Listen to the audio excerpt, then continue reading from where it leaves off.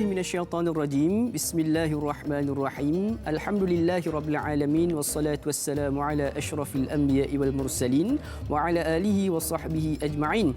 Assalamualaikum warahmatullahi wabarakatuh. Sidang bertuah sekalian, alhamdulillahirabbil alamin. Allahumma iftah alaina hikmataka wanshur alaina min khaza'ini rahmatika ya arhamar rahimin. Rabbi shrah li sadri wa yassir li amri wahlul 'uqdatam min lisani yafqahu qawli.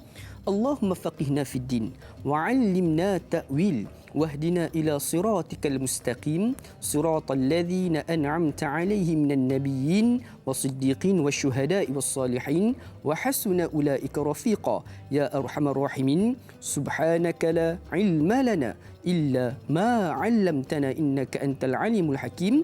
Amin ya rabbal alamin. Apa khabar sidang bertuah sekalian? Mudah-mudahan semuanya diberikan kesihatan, diberikan kelapangan dan ketenangan jiwa di samping kita berada dalam masa ilmu ini, di mana Allah Subhanahu Wa Taala telah menjanjikan pelbagai nikmat menerusi rancangan Bual Bicara Agama nombor 1 di Malaysia. Tak lain tak bukan, tanyalah Ustaz biar tahu, jangan keliru. Alhamdulillah sidang bertuah sekalian, Allah Subhanahu Wa Taala mempertemukan kita pada pagi ini dengan keadaan kita masih lagi boleh bernafas di dalam edisi 21 Oktober 2020 bersamaan 4 Rabiul Awal 1442 Hijriah, hari Rabu, di mana kita sekarang ini berada dalam bulan kelahiran baginda sallallahu alaihi wasallam. Mudah-mudahan dengan kita berada dalam bulan ini, kita juga memperbanyakkan selawat ke atas baginda. Ingat, salah satu kata kunci ataupun salah satu kunci untuk kita mendapatkan syafaat baginda sallallahu alaihi wasallam tak lain tak bukan adalah dengan memperbanyakkan selawat ke atas baginda sallallahu alaihi wasallam. Jadi insya-Allah sidang putus sekalian, seperti biasa di dalam rancangan Tanyalah Ustaz, kita membawakan pelbagai topik-topik yang menarik untuk kita sama-sama bincangkan. Namun sebelum tu, jom sama-sama kita saksikan sedikit kupasan ataupun imbasan dia statistik yang telah dikeluarkan oleh Kementerian Kesihatan Malaysia semalam. Terdapatnya 862 kes baharu yang telah dicatatkan dan 860 daripadanya adalah merupakan kes penularan tempatan, dan duka cita dimaklumkan bahawa semalam terdapat pertambahan 3 lagi kes kematian. Mudah-mudahan dengan kita menceritakan perkara ini, kita akan mengambil cakna dan mengambil perhatian yang serius bahawa penyakit ataupun pandemik COVID-19 ini mampu membawa kemudaratan kepada kesihatan dan juga keselamatan kita dan juga insan-insan yang tersayang di sekeliling kita, insya-Allah. Jadi saudara putus sekalian, topik pada hari ini, perbincangan kita pada hari ini adalah merujuk kepada hal-hal berkaitan dengan fiqh, iaitu berkaitan dengan perihal rambut. Sudah semestinya banyak persoalan-persoalan yang muncul ataupun timbul di dalam pemikiran kita berkaitan dengan rambut. Ada orang yang mengambil mudah tentang rambut ini, tetapi sebenarnya rambut ini cukup penting kerana ianya melibatkan dengan aspek wudu dan juga aspek kesucian diri kita, di mana sekiranya rambut ini tidak diambil perhatian, mungkin boleh jadi kita punya ibadah tidak diterima oleh Allah Subhanahu Wa Taala. Jadi insya-Allah berkaitan dengan topik perihal rambut, bersama dengan kita pada pagi ini salah seorang pendakwah bebas, seorang guru yang sudah cukup tidak asing lagi, iaitu yang berbahagia Al-Fadil Ustaz Ahmad Fawaz Fazil. Assalamualaikum Ustaz. Waalaikumsalam. Saya Dani. Alhamdulillah Ustaz, saya rasa nampak muda.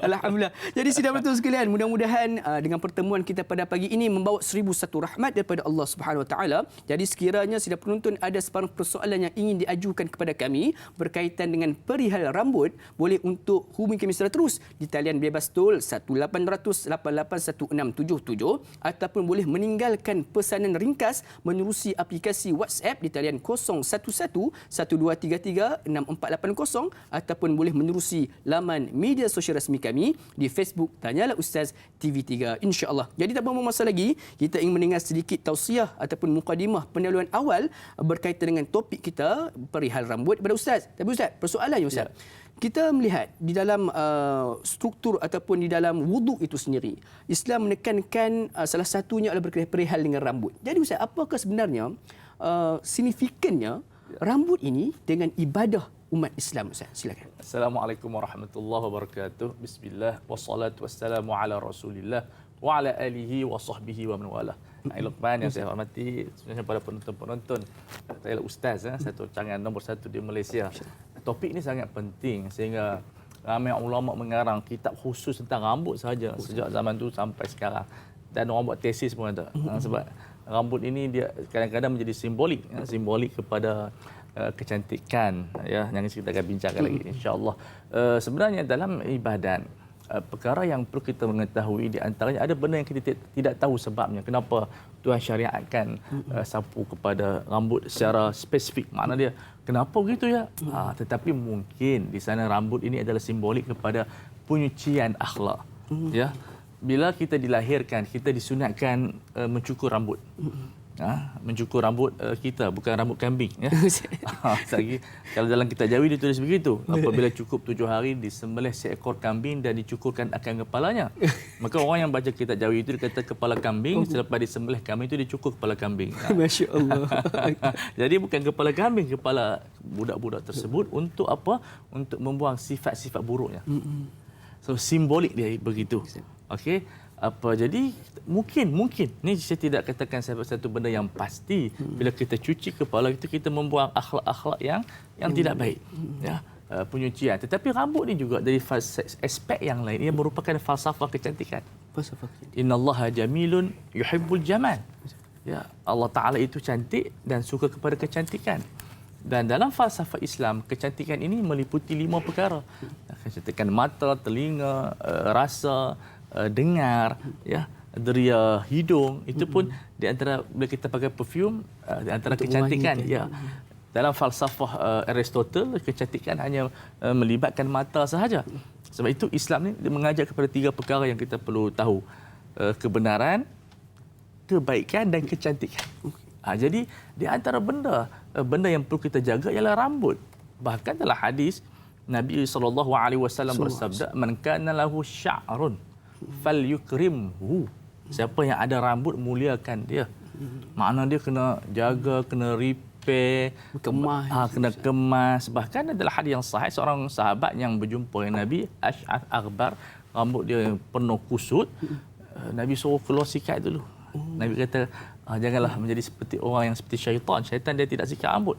Jadi maknanya apabila kita tidak sikat rambut, dia menafikan makna kecantikan yang diinginkan oleh Islam. Khudhu zinatakum 'inda kulli masjidin. Bila kamu mengambil perhiasan kamu, di antara makna yang kita boleh simpulkan ialah kita menjaga rambut kita. Dan Rasulullah SAW menjaga rambutnya dengan sekali-sekala Nabi akan meminyakkan dan Nabi disikat oleh Aisyah.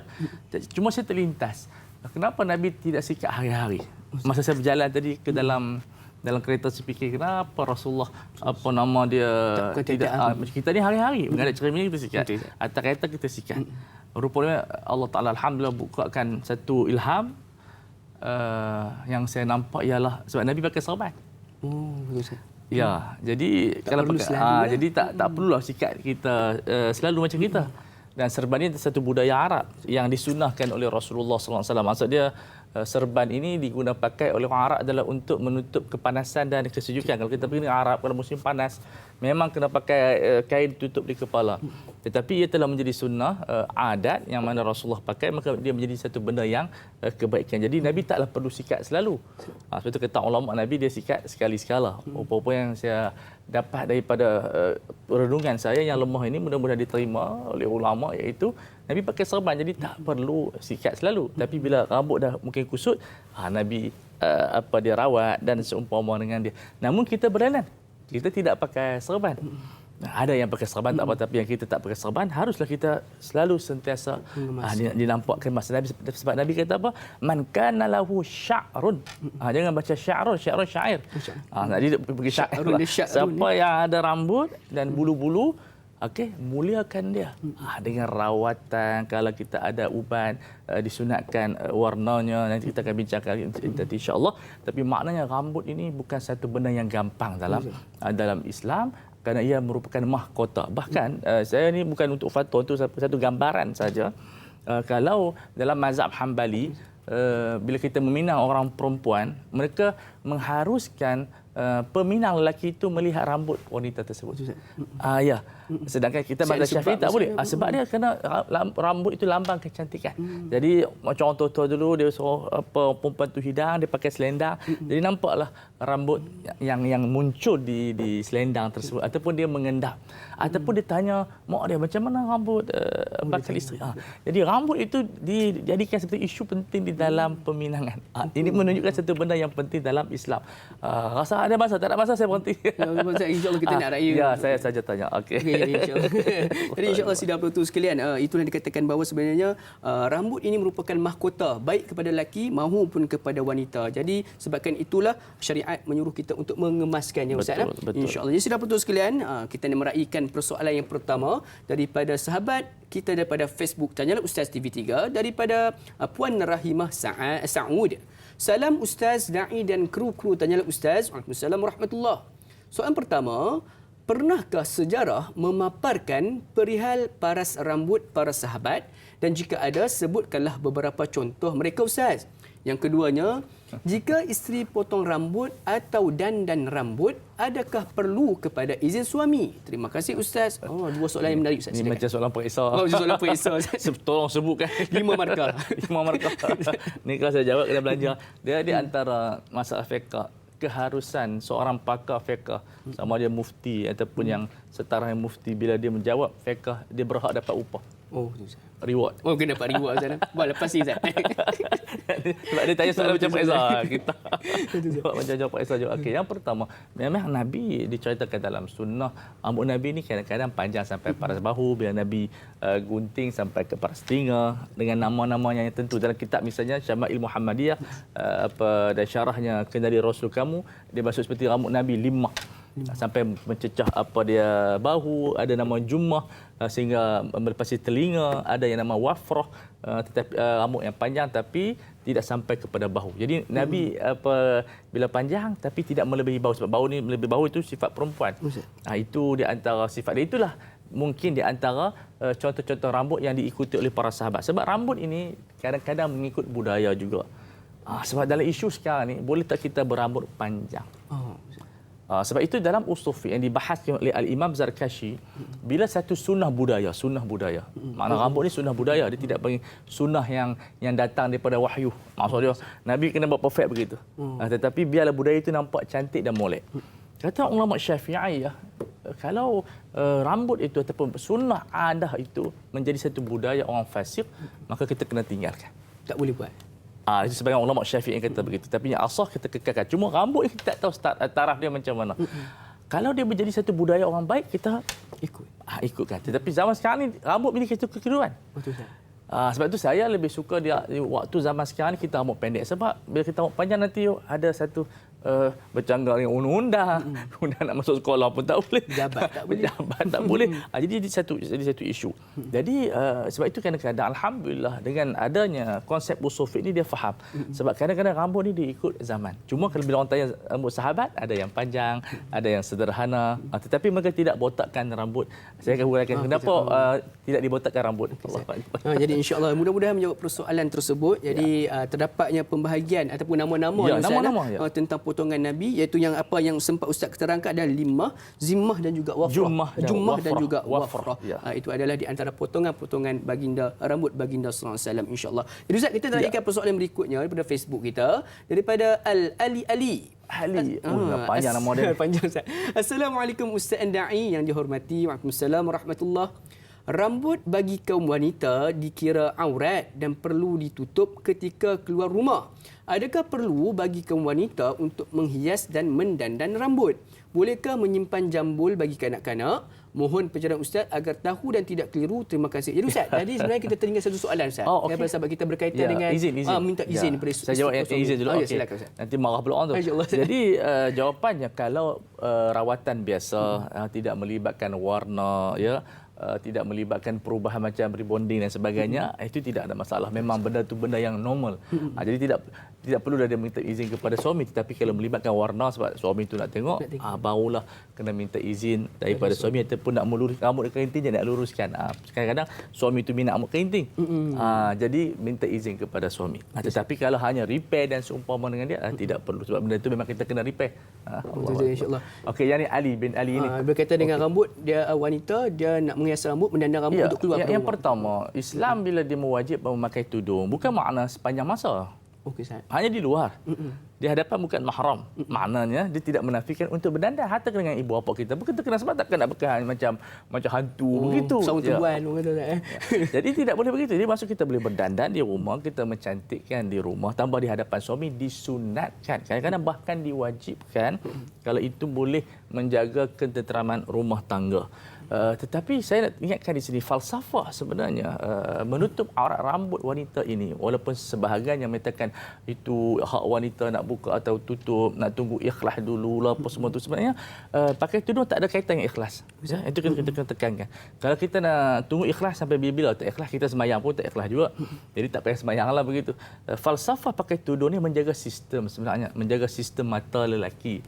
Bukan kerana lelaki itu lemah iman ke kuat iman. Orang perempuan kata, dia kata lelaki itu lemah iman. Kalau kita pakai seksi pun, kalau dia iman kuat, dia tidak tergugat. Sebenarnya nafsu lelaki ini seperti kanak-kanak. Dia tuk lebay ke, dia tuk apa pun, bila jumpa orang seksi dia pandang juga. Betul. Sebab itu tudung ini dia bukan seperti mana salib. Salib dipakai kerana simbolik. Tapi tudung itu menjaga sistem. Macam kita jangan meludah di jalan raya. Itu menjaga sistem. Kalau ikut hati kita ni, ludah ni, di mana-mana kita ludah boleh. Nak ludah atas jalan raya boleh ikut kita, ayat luar kita. Betul tak? Jadi tetapi bila kita ludah merata macam tu, mengganggu sistem. Udara tidak sihat, kekotoran nanti orang pijak dan seumpama dengan dia. Jadi tudung sebegitu. Sebenarnya tudung ini adalah penjagaan sistem masyarakat supaya masyarakat itu menjadi bersih dan disiplin dan kita dapat menghormati wanita. Wanita yang seksi sebenarnya itu akan dipermainkan oleh orang lelaki. Orang akan tahu dia punya parut dia, orang tahu macam-macam, ya. Dan orang tahu rupa bentuknya yang hanya dieksklusifkan kepada orang tertentu. Sebab tu jangan faham tudung dia menutup tudung ini satu hanya dalam bentuk ibadat, tapi falsafah yang lebih besar daripada maksud yang kita fahami, tapi dia menjaga sistem masyarakat supaya masyarakat ini menjadi masyarakat yang bersih, yang tahur. InsyaAllah. Jadi mudah-mudahan menjawab persoalan tersebut supaya bertudung ini merupakan salah satu cara untuk menjaga sistem. Jadi Ustaz, soalan yang kedua yang berkaitan dengan mencukur ataupun menyimpan jambul anak ni Ustaz. Tidak ada masalah menyimpan jambul itu sebab dia belum balik. Masalah ni kita nak cantikkan anak-anak perempuan, ya. Kalau saya bukan kasihan juga, bukan saya nak kritik sebahagian pendidikan, tetapi umur 4 tahun 5 tahun dia pakai tudung, rasa kesian juga kat dia sebab dia masih kanak-kanak. Kalau sekali-sekala okey. Tak apa dia nak pergi sekolah tak pakai tudung lagi pun okey, baru 4 tahun 5 tahun ya. Nanti dah umur 7 8 tahun tu dah dekat umur dia panggil sinul murahaqah, baru kita latih. Tapi kadang-kadang dah 4 tahun memang kita macam semayang sebabnya kadang orang semangat dia ajak daripada umur 2 tahun. 2 tahun dia tak semayang, dia tak faham apa budak-budak. Dia pun tengok ya sebab satu yang pertama dia sign dia tidak ada conscious brain. Okey. Conscious brain maksud minda sedar. So dia tak sedar apa pun dia sembahyang. Okey. Ya, sebab tu Nabi suruh ajar ketika mana 7 tahun. Islam ni dia tarbiyah dia adalah dalam bentuk step by step. Okey. Sebab bila kita umur 7 tahun Allah Taala kurniakan kita minda sedar. Okey, sebelum 7 tahun nama dia minda bawah sedar. Ini panggil subconscious brain. So subconscious brain ni untuk kita sakit, demam itu budak-budak tahu. Tetapi untuk ibadat mulakan 7 tahun. Sebelum itu buat apa? Dalam hadis yang dhaif disebut kalimah Allah. Banyakkan Allah, akhlak. Sebab kalau kita ajar sembahyang pun dia tidak akan faham. Sebab itu dia ada sistem-sistem dia. Sebab itu dalam tudung pun begitu. Jangan kita macam 4 tahun dah kita dah pergi sekolah. Tapi benda itu bagus. Cuma saya tak kata jangan sampai peringkat telah menjadi satu benda yang membebankan kanak-kanak. Jadi nak berjambul pun sampai kadang-kadang tu syak dia pakai tudung je. Baru 3-4 tahun. Itu Islam ni bukan satu agama yang sampai kita ni keras, syadid sampai tidak ada keluasan. Sebab dia baru 4 tahun 3 tahun itu comel dia buat jambul. Nanti dah umur 7-8 tahun kita tak boleh buat dah. hanya boleh di rumah saja. Jadi orang Cina kata man-man. Baik, insya-Allah. Inna dinallaha yusra. Jadi sungguhnya agama Islam ini adalah agama yang mudah, tetapi jangan kita menganggap mudah kerana ianya merupakan satu sistem kehidupan. Insya-Allah. Jadi sudah putus sekalian, sudah semestinya banyak lagi persoalan yang kita akan mencari jawapannya dan akan diberikan oleh yang berbahagia Ustaz. Jadi yang ke mana teruskan setia bersama dengan kami dalam rancangan Tanya Ustaz, biar tahu jangan keliru sebentar saja lagi. Insya-Allah.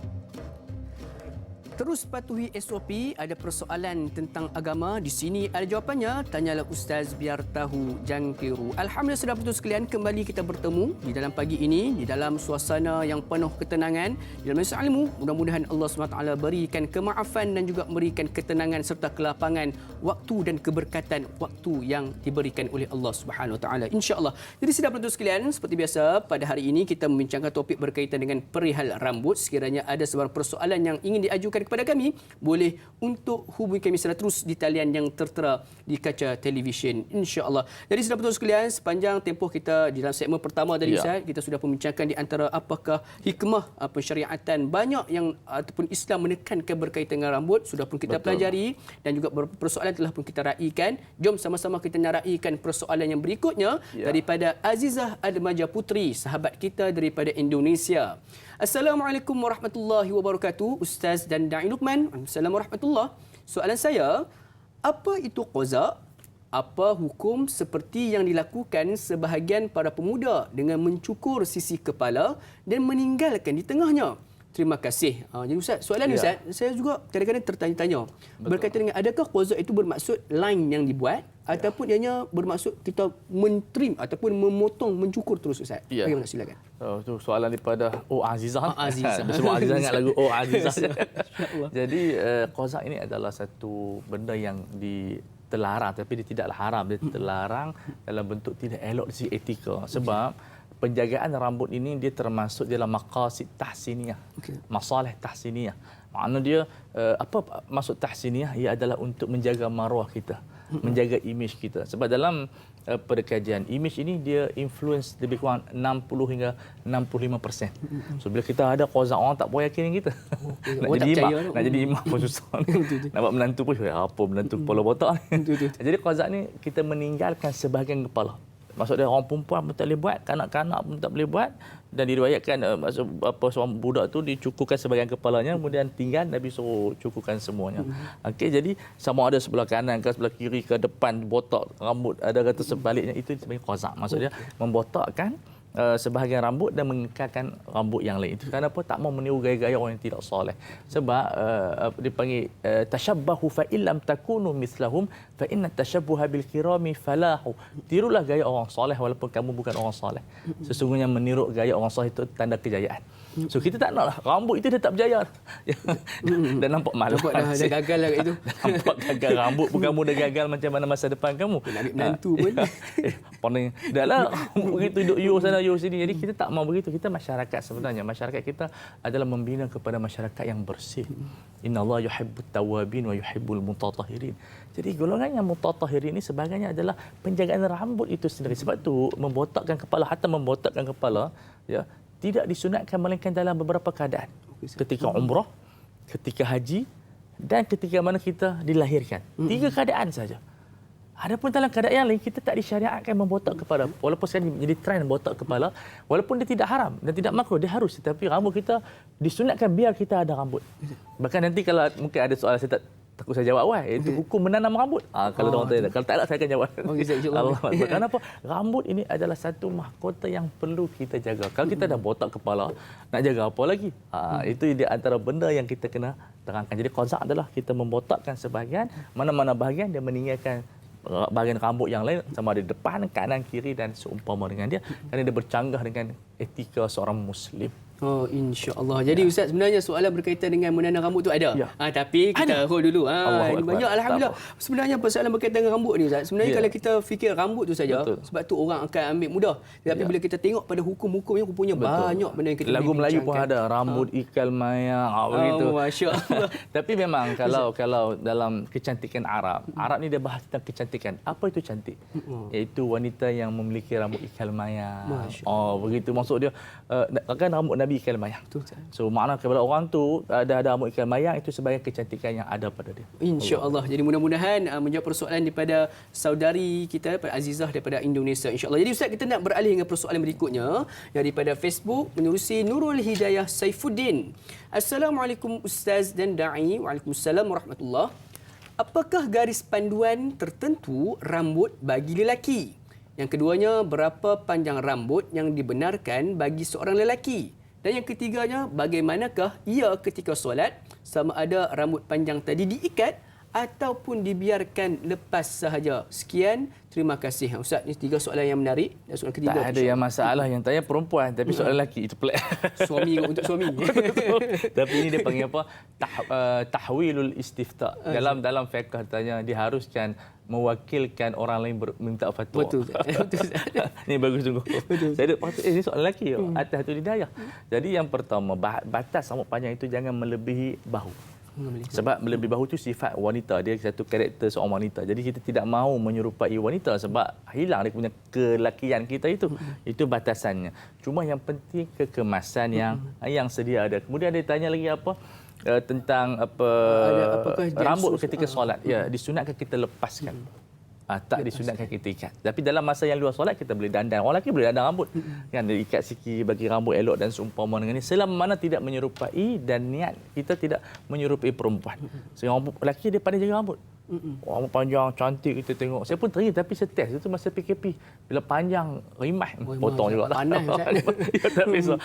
InsyaAllah. Jadi Ustaz, saya satu kita faham Ustaz. Kalau katakan waktu dia rambut panjang, dia tak ikat. Waktu nak sujud tu, rambut menutup kepala Ustaz. Dia wajib kali. Dia perlukan mengalir. Dia kali begitu supaya nampak sebahagian dahinya. Tidak sah semayang mengikut mazhab Syafi'i. Kalau Hanbali sah. Tapi kita di Malaysia Syafi'i maka tidak sah. Jadi insya-Allah mudah-mudahan menjawab persoalan. Jadi sebenarnya tidak ada masalah untuk kita nak melaraikan ataupun lebih sunat untuk kita. Bila kita sembahyang bukan setakat rambut, baju, tak disunatkan sinting, kena lepaskan semua. Melepaskan semua. Semua macam menghadap Allah Subhanahu Wa Taala. Cuma apabila kita nak sujud, kita perlu alihkan. Mesti syarat kita sembahyang mesti dahi itu terbuka. Kalau hidung tak apa, tangan tak apa, dahi itu yang perlu terbuka. InsyaAllah Ustaz. Ada juga Ustaz soalan yang berkaitan dengan persoalan tadi Ustaz daripada Puan Fauziahatun Maisa. Assalamualaikum warahmatullahi wabarakatuh. Ustaz Da'i serta kru-kru. Waalaikumsalam warahmatullahi. Semoga sentiasa dalam rahmatnya. Amin rabbal alamin. Soalan saya Ustaz, apakah hukumnya seorang lelaki, yakni anak muda, contohnya yang berambut panjang, mengikatnya seperti seorang wanita? Dan sewaktu ia bersolat, bolehkah ia mengikat rambutnya agar tidak menutup dahi sewaktu sujud? Mohon Ustaz, terima kasih Ustaz Da'i. Ini Ustaz berkaitan dengan mengikat rambut seperti mana wanita. Dia boleh mengikat tapi jangan sampai macam wanita berdandan. Ikat macam biasa saja. Macam tocong sampai 4. Tapi okey, tapi sebenarnya dia kalau dibuat macam bentuk 4 dan sebagainya itu adalah kecantikan rambut. Itu berdandan dalam rambut. Tidaklah salah nak buat macam bentuk 4 dan sebagainya. Itu berdandan. Cuma jangan kita ada niat macam nak jadi seperti perempuan ataupun sebiji kita tiru orang perempuan tu. Sebab rambut dah rambut panjang kena jagalah. Sama kita ikat dan seumpama dengan dia. Itu di antara benda yang perlu diberi perhatian oleh seorang lelaki. InsyaAllah. Jadi mudah-mudahan menjawab persoalan tersebut. Jadi kemudian dia tanya tadi ada sujud masa sujud tu. Macam saya sebutkan macam Da'i Luqman kata itu kena disisirkan. Tapi sebenarnya masa sembahyang sunat kita pakai kepiah. Itu selesai masalah. Walaupun rambut panjang tapi kita pakai kepiah, dahi terbukalah insya-Allah. InsyaAllah. Jadi soalan yang cukup menarik Ustaz. Berkaitan dengan solat tu juga Ustaz. Dia rambut panjang. Tak tambahan. Ya, Tambahan. Tetapi dia memakai topi. kadang-kadang ada perspektif pada masyarakat ni, solat tak boleh pakai topi untuk tutup rambut tersebut. Adakah sebenarnya topi itu menjadi satu budaya barat dan dimasukkan ke dalam kita sebab itu tak elok pakai masa semayang. Jadi kita kali ke belakang sah saja semayang. Cuma segi budaya itu tak berapa nak elok. Sebab topi ni kita guna time panas, kita keluar, bukan time solat. Betul Ustaz. Insya-Allah. Setiap benda ada pakaian dia panggil dalam syair Arab, ilbis bikulli halin lubusaha imma na'imuha wa imma bu'suha. Pakailah setiap tempatnya pakaian dia, sama ada buruk ataupun cantik. Kalau di sawah tak sesuai pakai baju cantik. Betul Ustaz. Kena pakai baju buruk. So setiap tempat ada keadaan dan bajunya. InsyaAllah. Jelas. Mudah-mudahan ini memberikan penerangan buat kita semua. Betul. Agar lepas ini lebih berhati-hati. Ya, kita sebenarnya dalam semua keadaan ada keadaan dia. Ada keadaan. Ya, maksud dia jadikan semua keadaan kita ni ada dia punya kod dan etika dia. Maksud dari sini pakaian dia khas, rambut dia macam mana dan seumpama dengan rambut pun kita kena perbagaikan. Ya, sunat dia kita sikat sebelah kanan walaupun mungkin kita punya terbelah belah kiri banyak tapi kita bukan belah kanan dulu. Kena barakat kana Rasulullah sallallahu alaihi wasallam yuhibbu tayamun fi umuri kulli atau kama qala.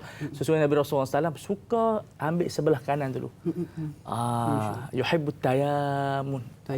Makna dia suka kepada kanan dulu. Kalau pakai pakaian kanan dulu sikat, kanan dulu masa buang, kiri dulu dan biar kanan yang terakhir. Subhanallah. Insya-Allah. Jadi uhibbut tayamum iaitu kita tayamun iaitu di mana kita orang kata apa mengutamakan sebelah kanan. Insya-Allah mudah-mudahan menjawab persoalan tersebut. Dan insya-Allah jom sama-sama kita nak raikan persoalan berikutnya daripada sahabat kita Sa'irul Nizam. Assalamualaikum Ustaz Andai serta kru tanya Ustaz. Waalaikumsalam warahmatullahi. Soalan saya, apakah hukumnya sekiranya seseorang itu membuat rawatan menanam rambut secara suka-suka supaya rambutnya lebih lebat dan kemas? Mohon pencerahan. Assalamualaikum dari Taiping, Perak ya Ustaz. Bukan disebabkan perubatan tetapi untuk suka-suka. Ya, ini kita kena bezakan. Apabila seorang itu botak, maka dia itu berpenyakitlah. Sebab botak ni dianggap sebagai aib, keaiban. Sebab itu ulama mengharuskan penanaman rambut bagi orang yang botak kepalanya. Jadi, tapi syarat dia apa? Ambil daripada bulu rambut dia. Jadi dia masih kekal sikit. Jadi mereka akan ambil dan tanam balik kepalanya. Tidak boleh ambil rambut orang lain. Kerana ia akan menjadi seperti rambut palsu. Dan rambut sebagai ulama dia kata bangkai menjadi najis. So tidak boleh diberikan kepada orang lain. Jadi nak buat penanaman rambut untuk tujuan nak kembalikan kepada asal itu diharuskan oleh ulama kerana dalam hadis yang sahih riwayat Bukhari cerita orang Bani Israel, ulama dia panggil istidlal atau istiqnas, ada 3 golongan yang diuji oleh Allah Taala dengan utusnya malaikat, botak, kudis dan juga buta. Jadi bila Tuhan malaikat tanya dia, apa yang kamu nak? Dia kata nak kembalikan rambutnya. Jadi menunjukkan boleh kita daripada hadis itu dia minta doa kepada Allah Subhanahu Wa Taala kembalikan rambut dia. Jadi rambut dia tumbuh balik. So di situlah ulama menyatakan boleh kita tanam rambut dengan syarat tadi mesti daripada bulunya. Adapun kalau tujuan rambut dah ada, nak pergi tanam untuk perhiasan itu termasuk dalam benda yang terlarang. Itu merupakan satu kecantikan kosmetik yang terlarang kerana kita dah ada rambut. Yang diharuskan bagi mereka yang tidak ada rambut. InsyaAllah. Jadi rambut ini merupakan salah satu daripada kemuliaan bagi setiap manusia. Ya, betul. Sebab kita anggap kalau tidak ada rambut satu keaiban. Satu keaiban. Seorang botak itu adalah merupakan satu penyakit ataupun satu keaiban Ustaz. InsyaAllah mudah-mudahan menjawab persoalan tersebut. Jadi sebenarnya Ustaz berbalik pada persoalan tersebut. Betul. Menanam rambut sebab suka-suka dibenarkan. Itu yang kecantikan semata-mata itu terlarang. Itu termasuk dalam kita berlebihan di dalam kecantikan. Sebab dia dah ada rambut dah. Kemudian dia nak dia tambah. Macam tu buat rawatan saja, beli apa-apa rawatan, minyak-minyak yang tertentu. Tapi yang betulnya setiap pagi bangun sikat rambut. Sikat rambut. Lama-lama rambut jadi lurus. InsyaAllah. Jadi kita sikat. Sehingga orang dah bangun tidur tak sikat, kita sikat rambut. Terutama orang perempuan bangun sikat rambut dulu supaya rambut dia menjadi ayu. Allah. Jadi itu satu tips yang menarik Ustaz. Cara untuk kita nak melebatkan rambut. Salah satu tips itu adalah kita sentiasa menyisir rambut. Betul. Saya ada kawan dulu kat Mesir dulu. Saya heran. Kita duduk Mesir kadang sikat kan tak sikat kan. Dia bangun pagi mesti sikat rambut. Jadi rambut dia cantik. Baru tidur orang apa basuh muka apa dia rambut bangun tidur sikat rambut dulu. Saya rasa ini di antara amalan yang sihat. Insya-Allah. Ditambahkan pula itulah satu sunnah juga menyisir rambut itu sendiri. Insya-Allah. Jadi sidang penonton sekalian, mudah-mudahan menjawab persoalan tersebut. Kita beralih dengan persoalan berikutnya. Ya, silakan. Alhamdulillah berkaitan dengan rambut ni banyak soalan Ustaz. Daripada Kak Pah Abimat. Assalamualaikum Ustaz Andai. Waalaikumsalam warahmatullahi. Ada orang rambut lurus dan ada yang kerinting. Ada yang tak panjang-panjang. Soalan saya, adakah dibolehkan seseorang itu meluruskan pada yang kerinting dan mengkerintingkan pada yang lurus, dan yang tak panjang nak sambung jadi panjang? Apakah dibolehkan dalam Islam, Ustaz? Terima kasih. Berkat apa? KB, Kota Baru, Kelantan. Wih, jauhnya Kelantan makan bodoh ni. Soalan ni pun ni macam soal exam je. Macam soalan exam. Ini macam kita nak minta oleh Oh, soalan power. Macam pemeriksa. Okay, yang pertama berkenaan dengan meluruskan rambut itu hukumnya harus. Sebab dia akan kembali kepada rambut asal. Okey, jadi benda itu tidak ada masalah. Terutamanya mungkin malam pertama, selalunya orang nak pengantin yang pergi rambut jadi cantik sampai RM900 pergi seluruh dan seumpamanya, sebab malam pertama je lelaki tengok rambut dia lama kahwin. Tak ada tengok, tak kisah. Jadi memang dia pakai repair. Kita pun pesan kalau orang nak pergi seluruh repair rambut, sebab itulah kali pertama suami dia nak tengok rambut dia. Jadi benda tu harus. Dan sebaliknya, kita nak bagi nampak macam ikan mayang sikit. Dia pergi seluruh, ada rawatan, dia buat dalam bekas apa semua tu. Saya tak nak buat. Memang tak panjang. Kalau panjang saya teringin nak buat juga. Tengok utak tengok panjang. Jadi tidak ada masalah sama ada dalam bentuk nak mengkerintingkan rambut ataupun meluruskan rambut, kerana dia tidak termasuk dalam mengubah, dia sementara saja, dia bukan satu benda yang permanen. Jadi tidak ada masalah. Yang satu yang tak akhir tu apa tadi? Menyambung rambut. Menyambung tidak boleh. Kalau nak bagi nampak panjang, itu adalah satu benda yang diharamkan kerana dia merupakan pemalsuan rambut. Ya, palsu-palsu ni jual barang pun tak best dah. Okey, melainkan kalau dia bukan rambut, dia mengikat tali, itu bukan nak bagi rambut dia panjang, nak bagi menghias rambut tak apa. Kita letak macam dia benang sebagainya, ataupun alat-alat macam manik-manik, macam kita orang pakai ikat, yang itu tidak ada masalah. Dia haruskan. Tak boleh tu kita beli rambut palsu, kita bagi nampak panjang, itu adalah benda yang haram walaupun kita melawak ataupun kita berlakon. Itu menjadi satu masalah. InsyaAllah. Jadi mencantikkan rambut tidak ada masalah, tetapi menyambung rambut itu adalah satu perkara yang dilarang dalam Islam. Jadi sedang betul sekalian, banyak persoalan yang kita jawab, tapi banyak lagi berbaki untuk mendapatkan jawapannya. Jadi jangan ke mana-mana, teruskan bersama dengan kami rancangan Tanyalah Ustaz. Biar tahu, jangan keliru, sebentar sahaja lagi. InsyaAllah.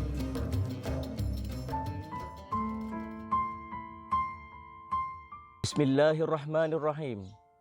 Allahumma inni a'udzubika minal baras wal junun wal judham wa min sayil asqam.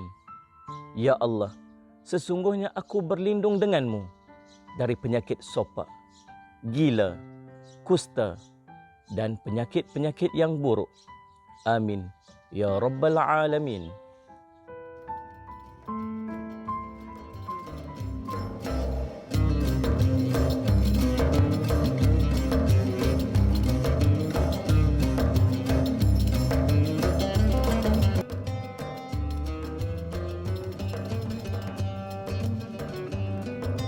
Alhamdulillah, sedang betul sekalian, kembali kita bertemu pada pagi ini dalam rancangan Tanyalah Ustaz. Biar tahu, jangan keliru, membincangkan topik berkaitan dengan perihal rambut. Satu benda ataupun satu perkara yang selalunya kita memandang remeh, rupa-rupanya pelbagai hukum-hukum yang terdapat di sebaliknya. Mudah-mudahan pertemuan kita pada pagi ini merungkaikan pelbagai persoalan berkaitan dengan salah satu aset diri kita, iaitu rambut, insya-Allah. Jadi sedang betul sekalian, sekiranya ada sebarang persoalan yang ingin diajukan kepada kami, boleh untuk hubungi kami secara terus di talian yang tertera di kaca televisyen. Dan kepada sahabat-sahabat saudara serumpun yang pada saat ini sedang menyaksikan menerusi live Facebook kita pada pagi ini, jangan lupa untuk laksanakan tanggungjawab anda untuk kita sama-sama sebarluaskan ilmu yang kita dapat pada pagi ini dengan menekan butang kongsi. Hanya dengan semudah itu, kita sudah pun melaksanakan tanggungjawab kita, iaitu menyampaikan ilmu kepada masyarakat yang lainnya, insya-Allah. Jadi Ustaz, kita nak raikan pemanggil kita di talian pada saat ini. Assalamualaikum. Waalaikumsalam. Ya, siapa talian? Saya Anwar Jaafar dari Batu Berendam, Melaka. Ya, Tuan Anwar, kita apa khabar? Baik, Alhamdulillah. Alhamdulillah. Silakan dengan soalannya pada pagi ini, insya-Allah. Ustaz, saya ada satu soalan. Berkaitan dengan mutakhir ini, kita mempunyai pewarna rambut yang diklasifikasikan sebagai halal.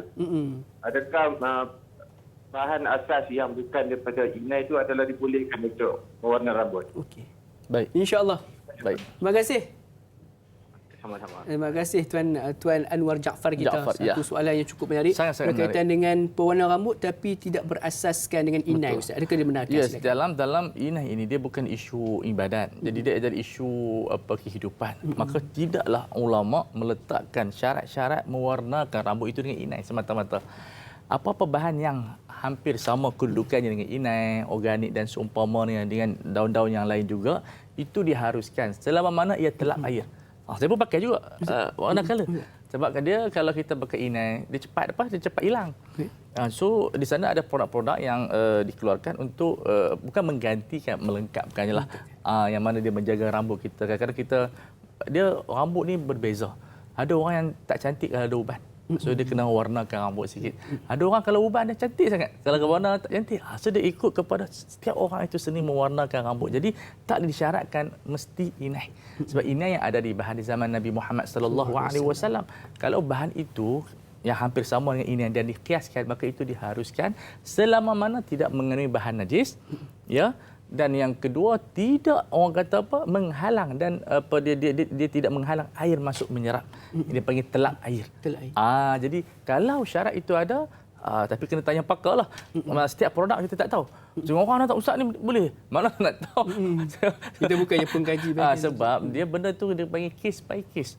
Setiap produk mana kita kena sikit, mana boleh satu apa semua benda ditanya hukum tanpa saya melawat kilang tu dan seumpama dengan dia.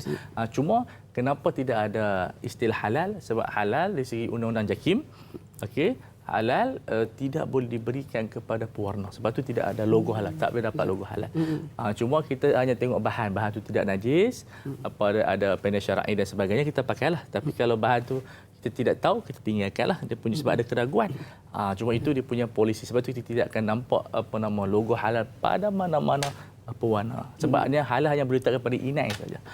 Itu dia punya undang-undang dia. Tapi kalau kosmetik yang lain boleh. Jadi istilah halal itu ada dua. Halal dari sudut istilah fiqh, mana harus dipakai. Halal dari sudut undang-undang. Perlu letakkan logo halal. So tuan-tuan kena perhatikanlah dan tanya pakar bila nak beli satu produk itu. InsyaAllah. Ya. Jadi pastikan pewarna rambut tersebut tak telap air, dan yang keduanya Telap air. yang telap air, yang telap tersebut air. telap air, dan juga pastikan ianya bukanlah satu daripada bahan-bahan daripada najis. InsyaAllah najis. itu adalah Betul. dibenarkan untuk kita menggunakannya. Jadi mudah-mudahan menjawab persoalan daripada Tuan Anwar kita daripada Batu Berendam, Melaka. Masya Allah. Ustaz, insyaAllah kita nak beralih ke persoalan berikutnya daripada Facebook, daripada saudara Tuan Hasnuin Wahid.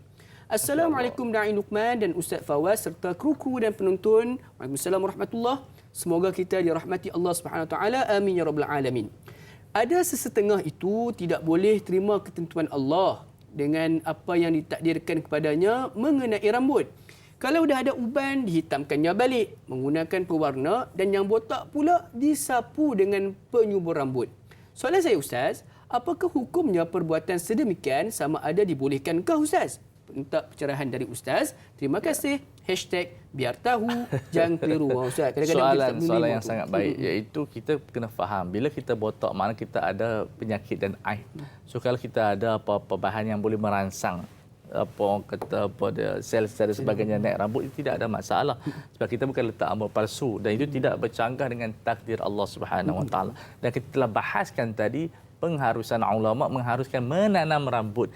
Jadi no isu di situ, tidak ada isu dalam situ syariah, kerana tidak ada rambut ni satu keaiban yang perlu kita rawat. Okey.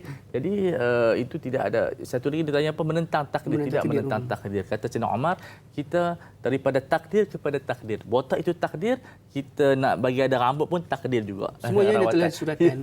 Nafiru ila minat takdir ila takdir. Kita lari daripada takdir kepada takdir yang baru. InsyaAllah. Jadi sebenarnya kehidupan kita ni takkan lari daripada takdir. Ya, sebenarnya syariah Allah Subhanahu Wa Taala ini bukan setakat menjaga keadaan yang orang yang okey, tapi juga menjaga perasaan orang yang sedih. So kadang-kadang dia ada orang tak kisah dia botak pun, tapi ada orang kisah sebab dia kena diejek dan seumpama dengan dia, jadi dia ada satu perasaan down dan seumpama dengan dia, jadi dia perlukan rawatan untuk menjadikan dia lebih confident dan lebih yakin pada diri. InsyaAllah. Jadi Ustaz, satu persoalan Ustaz. Teman, seperti yang Ustaz katakan tadi, menanam rambut untuk tujuan kesihatan ataupun untuk mencegah daripada keaiban ni ada diharuskan. Ustaz, yang dalam hadis menyebutkan tentang pengharaman menanam rambut ni merujuk pada mana Ustaz? Betul, rambut palsu. Rambut palsu. Ada rambut kita pakai lagi. Ataupun kita botak, kita pakai rambut palsu. Rambut daripada orang lain. Tapi yang ni kita ambil daripada rambut kita letak. Saya tak pernah buat, tapi proses dia kena pakai lah. Tapi jangan pergi underground. Underground ni bahaya. Pergi yang ada pusat yang ada kelulusan daripada pihak berautoriti, sebab underground kadang bila harga murah ada risiko. So kita tengok ada kes baru ni buat satu proses kecantikan underground punya meninggal dunia. Itu satu yang bahaya. Benda underground ni bahaya.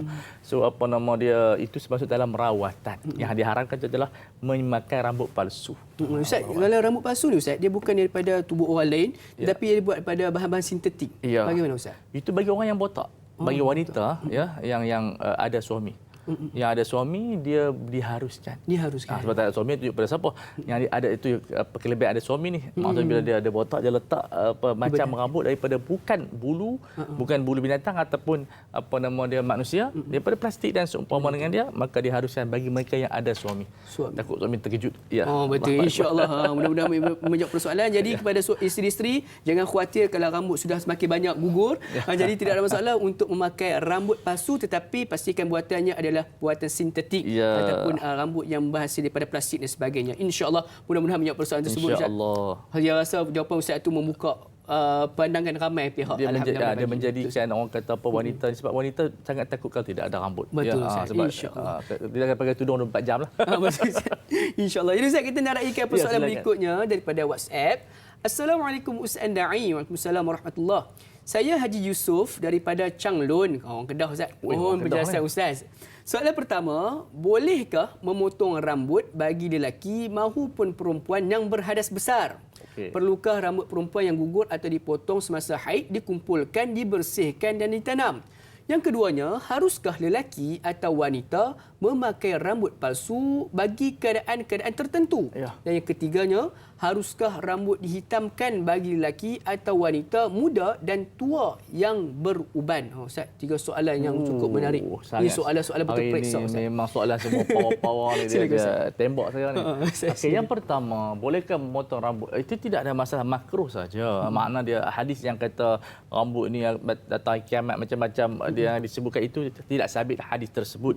Jadi dalam mazhab Syafi'i makruh saja ketika mana kita berhadas besar, sama ada haid ataupun berjunub, kita memotong rambut, memotong kuku dan seumpama dengan dia. Dan disunat saja kita bila kita nak mandi wajib itu kita kumpul. Jadi nak tanam pun tidak ada masalah, itu lebih baik. Tapi katalah mana lah kalau orang tu haid sekarang sampai 15 hari nak tunggu dan seumpama dengan nak cari rambut lurus dan itu, jadi itu membebankan. Jadi syariah tidak datang dalam bentuk membebankan manusia. Jadi hukumnya adalah sunat saja, dan kalau potong tidak salah, tidak ada apa-apa hukum, cuma makruh saja. Yang berkenaan dengan lelaki memakai palsu, kita telah jelaskan kalau kita makna dia dalam keadaan khususnya perempuan, dia botak, dia itu boleh menjadikan hubungan suami isteri itu renggang, maka dia dibolehkan untuk memakai rambut yang bukan daripada buatan manusia ataupun bulu hayawan. Lelaki kalau diperlukan, kalau makna isteri pun marah dia, tetapi kita kalau ada duit buat proses penanaman rambut, selagi mana ada bulu di kepala itu kita boleh guna. Kalau tak, tawakal ala Allah Subhanahu wa taala saja. Jadi rambut dihitamkan. Ada masalah? Tak ada lagi Ustaz. Hukum dalam mazhab Syafi'i ada 2 kaul. Pendapat muktamad menghitamkan rambut adalah haram melainkan bagi mereka yang pergi berperang. Tapi kita boleh jadikan dia sebagai satu kias kepada pegawai polis yang pergi berjuang. Ya, mereka ni nak lawan jenayah, kadang-kadang nak pergi tembak jenayah pun berjenayah gelak sebab rambut berubah dah. So dia boleh kalakan rambut hitam askar, bomba dan orang-orang yang memerlukan. Jadi itu yang diharapkan, hitam betul-betul begitu. Tapi kalau hitam tu kemerahan, keterangan, tidak ada masalah. Dan kita galakkan supaya pegawai polis pakai warna rambut supaya nampak lebih gantang, katanya orang Indonesia. Adapun orang perempuan, pendapat ada 2 pandangan juga dalam mazhab Syafi'i. Cuma yang menarik pendapat daripada sebagian ulama Syafi'i bagi mereka yang ada suami. Kadang-kadang suami dia tak mau wanita ni rambut dia warna perang lah, ungu, dia nak apa, dia hitam juga, itu tidak ada masalah. Bagi mereka yang ada suami. Yang tidak ada suami tidak ada hajat. So kalau yang ada suami, kalau suami nak warna hitam, itu diizinkan oleh sebagian ulama Syafi'i, tetapi kalau tidak ada suami itu diharamkan. Ustaz, berbalik pada persoalan yang sama Ustaz, berkaitan dengan kadang-kadang sekarang ni, zaman sekarang ni dia dah lain. Sebab kanak-kanak pun kadang-kadang ada rambut yang sudah beruban. Adakah kanak-kanak boleh untuk mewarnakan rambut? Boleh kita warnakan rambut kerana itu dah penyakit. Permasalahan apabila dia panggil tumbuh hawas kan. Ada sahabat saya, anak dia lebih kurang darjah 6 atau form 1. Jadi dia beruban. Subhanallah. Jadi dia pakai satu hair color, saya bagi kepada dia. Jadi dia pakai pun nampaklah budak-budak. Tidak, ni makhluk mana ni dah. Mungkin di sana ada orang manusia yang rendah tapi di umur dia dewasa. Jadi orang keliru. Jadi alhamdulillah. Kadang-kadang confident pun dah tak ada, dah form 1 dah ada ubat dan sebagainya. Ketika itu kita boleh warnakan rambut kerana ia sendiri bercanggah dengan budaya, sebab ubat ni dalam usia 40 tahun dan seumpama dengan dia. InsyaAllah. Jadi untuk menutup keaiban tersebut tidak ada masalah untuk mewarnakan rambut dengan warna hitam. Yang penting syarat dia mesti bersih dan juga telap air. InsyaAllah pastikan bersih dan juga bukan najis dan juga telap air. Betul. Mudah-mudahan menjawab persoalan tersebut. Jadi jom sama-sama kita beralih dengan persoalan yang berikutnya daripada saudari Apple Hijau. Assalamualaikum Ustaz Da'i dan semua kru yang bertugas. Waalaikumsalam warahmatullahi. Semoga dalam rahmat Allah. Amin ya rabbal alamin. Soalan saya, rambut yang panjang boleh disanggul tak Ustaz? Bila pakai tudung nampak besar sanggulnya. Lagi satu Ustaz, kalau perempuan rambut panjang elok kan Ustaz, sebab bila di padang mahsyar nanti rambut ni boleh menutup badan kita. Mohon penjelasan Ustaz. Betul Ustaz? Soalan fikir juga Ustaz. Power Ustaz. Futuristik. Betul. Itu orang perempuan. Dia punya otak dia boleh fikir jauh sangat. Allahu Akbar. Jadi yang pertama, bila kita sanggul nampak tinggi itu tidak ada masalah, sebab dia bukan nampak spesifik. Yang dikatakan ketat tu maksud memang nampak sebiji bentuk rambut itu. So dia sanggul, tapi bila kita pakai nampak seakan-akan. Tetapi kalau memang rambutnya jadi orang pakai tudung, dia belit tu. Yang memang rupa bentuk sanggul sungguh. Dia belit macam tu, ada fashion begitu, tudung pendek, jadi itu yang diharamkan. Adapun dia pakai tudung tapi nampak bonjol itu sedikit, tidak masalah kerana dia bukan spesifik pada bentuk rambut dia. Okey. Yang seterusnya di akhirat, saya nak bagi tahu di akhirat tak payah fikirlah sampai teratur. Aisyah pun pernah tanya, ya Rasulullah, kita ni berbogel orang tak malu ke orang tengok kita ni? Dia tanya lebih soalan besar daripada puan tadi ni. Dia kata Rasulullah SAW, hari itu hari lebih besar daripada tengok orang berbogel. Sebab dengan hari kiamat dia macam senang je analogi dia, rumah terbakar. Kalau ada orang berbogel pun tak sempat nak tengok, lari je keluar rumah. Lepas keluar rumah boleh fikir balik, mana tadi orang berbogel. Masya-Allah. Jadi so soalan tu saya tak boleh nak jawab sebab belum sampai hari kiamat lagi. Hari kiamat kita tengoklah apa yang punya keadaan. Sebab semua orang dibangunkan dalam keadaan berbogel. Melainkan Rasulullah sallallahu alaihi wasallam. Jadi tapi masa tu undang-undang dah lain. Di dunia kita rasa malu sebab di akhirat kencing pun tak ada. Betul. Buang air besar pun tak ada. Jadi benda itu dah undang-undang dah berlainan. Jadi kalau kita bogai di sana tak seperti mana kita gambarkan malu di dunia dan seumpama orang nanti ada apa viral. dia buat stalker. Yang ni sebelum nak tanya kiamat malaikat tanya kita tengok dulu dia ada si fulan tu, bogai tak ada. Di akhirat semuanya berada dalam keadaan ketakutan. Sebab semua sedang memikirkan tentang amalan masing-masing. Khafidatur rafi'ah. Allahu Akbar. Sudah betul sekalian. Mudah-mudahan menjawab. Sebenarnya perkara ni adalah terbasut dalam perkara yang ghaib. Benda ghaib kita hanya beriman, tak perlu fikir. Ada orang perempuan dia fikir, boleh tak saya berdoa kepada Allah Subhanahu Wa Taala supaya suami dia tak dapat bidadari syurga? Masya-Allah. Kata teruk perempuan. Sampai keteran kita dia tak dapat bidadari syurga. Dia berdoa, ya Allah bagilah jangan dapat bidadari syurga. Dia bercanggah dengan nikmatnya Allah Taala yang janji kepada kita. Allahu Akbar. Jadi sini betul sekalian kita kadang-kadang janganlah terlalu berfikir secara terlebih mendalam. Sebab dia jealous. Sedangkan kita nanti masuk syurga insya-Allah nanti da'i Luqman masuk syurga insya-Allah akan disambut oleh 2 bidadari. Masya-Allah. Takkan bini kita terajak. Risau juga Ustaz sekarang ni, takut isteri kita sedang menonton pada pagi ni Ustaz. Jadi tak apa Ustaz, kita takut dia kata apa? Abang tak masuk syurga tak apa. Masya-Allah. Jadi mudah-mudahan menjawab persoalan-persoalan tersebut. Jadi sidang penonton sekalian, kita nak berakhir. Kita akan berhenti berehat sebentar Ustaz. Banyak lagi persoalan yang kita akan jawab. Jadi nak tahu belum lagi Ustaz, kita nak berikan soalan dulu Ustaz. Belum lagi. Sebab kita sedang menantikan soalan di talian sekarang ni, di skrin kita. Soalan daripada WhatsApp. Assalamualaikum Ustaz. Waalaikumsalam warahmatullahi wabarakatuh.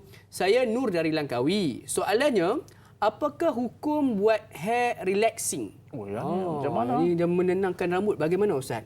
Tu saya pun tak tahu ni. Ini meluruskan rambut Ustaz. Oh, Dia meluruskan meluruskan rambut. Okey. Rambut tidak, saya dah jawab dah tadi, tidak ada masalah bagi mereka yang ada rambut kerinting, nak meluruskan rambut itu tidak ada masalah. Ini termasuk dalam benda yang diharuskan. Sebab dia akan kembali balik. Dia bersifat sementara sahaja. Oh, dia punya hair relaxing. Okey. Tapi Ustaz, dia hair relaxing ni dia sedih sikit sebab dia meluruskan rambut berkekalan. Dia kekal terus. Dia tidak akan kekal. Tapi dia semua dalam bentuk yang permanen. Orang kata apa? Kata kalau kita dia kekalkan pun dia tidak akan jadi benda yang haram. Cuma paling kurang makruh. Makruh saja. Insya-Allah. Jadi paling orang kata apa? Paling worst case scenario pun hanyalah makruh hukumnya. Insya-Allah. Jadi mudah-mudahan menjawab persoalan tersebut. Jadi Ustaz, ni baru betul Ustaz. Betul. Kita nak berhenti berehat sebentar. Banyak persoalan yang menanti. Jadi kalau nak tahukan jawapannya, jangan ke mana, teruskan bersama dengan kami dalam rancangan Tanyalah Ustaz. Biar tahu, jangan keliru.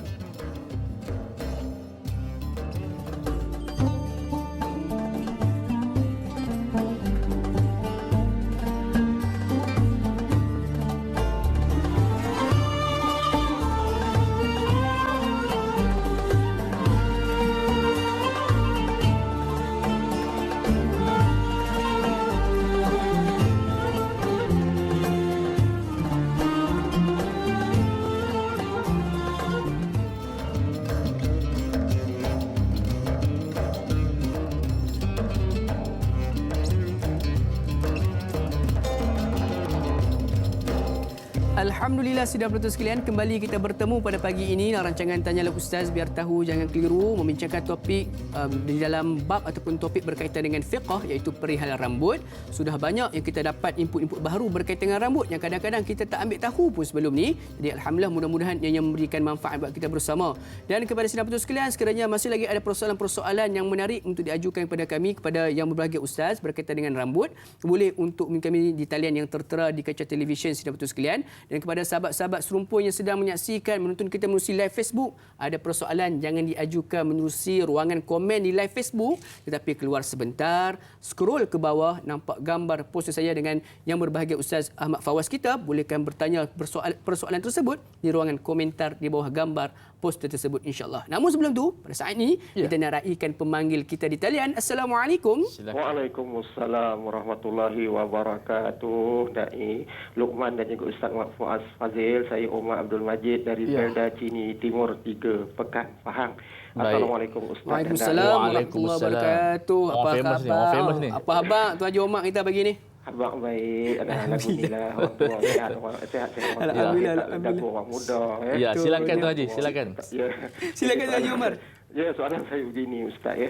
Kadang-kadang kita ni Ustaz, potong rambut di kedai lah Ustaz. Saya sendirilah potong rambut.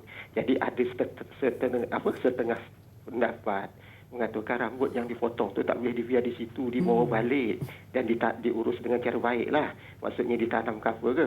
Jadi apakah hukum sebenarnya Ustaz? Apakah kita gunting rambut di kedai, contohnya kedai Cina lah Ustaz, ke kedai apa ke, tak kisahlah yang bukan Islam ni. Jadi perlu ke kita bawa balik rambut yang telah dipotong itu Ustaz? Dan yang kedua saya nak tanya sikit Ustaz, kadang-kadang kita lihat di RNR ni, kawasan rehat dan rawat ni, ada ialah kaum muslimin ni dia ada rambut dia panjang Ustaz. Jadi apabila dia ambil uduk, diikat rambut dia tu okeylah tu. Tapi masa dia nak sembahyang diikat pula kerana dia tak nak dia kata rambut tu ke dahi ni Ustaz. Apakah rambut kita yang menutup dahi kita sujud tu bagaimana hukumnya Ustaz? Adakah setengah-setengah orang tu dia tak boleh, dia kata dahi ni ditutupi rambut semasa sujud tu. Apa sebenarnya? Saya mohon pencerahan Ustaz pada pagi ini. Terima kasih banyak Ustaz dan Dai. Assalamualaikum. Waalaikumsalam warahmatullahi wabarakatuh. Seperti biasa soalan pada Tuan Haji Umar kita cukup menarik. Ada dua soalan Ustaz. Dia tanya soalan pun nampak macam penat tu. Oh, ya benar Ustaz. Semangat Ustaz, semangat tu Ustaz. Ustaz, ada dua soalan di situ. Yang pertama tadi berkaitan dengan potong rambut di kedai yang bukan Muslim. Adakah rambut tersebut perlu dibawa pulang? Dan yang keduanya berkaitan dengan solat di RNR. Ustaz, yang tentang rambut panjang sebagainya. Ustaz, satu lagi soalan tambahan. Satu lagi Ustaz, berkaitan dengan orang rambut panjang nak ambil wuduk ni. Adakah sideburn tu termasuk di dalam anggota wuduk Ustaz? Silakan. Soalan additional ni. Additional Ustaz. Okey, yang pertama, semua benda anggota badan manusia disunatkan tanam. Itu kaedah dia. Disunatkan. Bila wajib, bila mati. Okay. Bila kita hidup, kuku kita potongkan dan seumpama dengan dia atau bulu rom kita ke, bulu hidung ke, semua disunatkan tanam. Tapi kita sekarang ni kita pun tak ada tanah. Itu masalah dia. Betul. Rumah kita pun semua Rumah simen-simen. Kalau korek tu sama ada kita dah simpan duit ataupun simpan mayat lah kot. Jadi itu menjadikan kita berlaku halangan di sana untuk melaksanakan sunnah-sunnah tersebut. Maka yang lebih elok kita simpan dalam tong sampah lah. Buat dalam seperti mana selepas mana kita gunting rambut dia akan sapu, dia buat dalam plastik hitam, itu pun dah cukup okey. Sebab kalau kita di kampung senang kita minta dia sendiri pun akan tanam dan seumpama dengan, tapi sekarang kita ada masalah tanah. Itu masalah di zaman sekarang. Ya, jadi tidak ada mengapa, insya-Allah. Selamat belaka Tuan Haji Omar.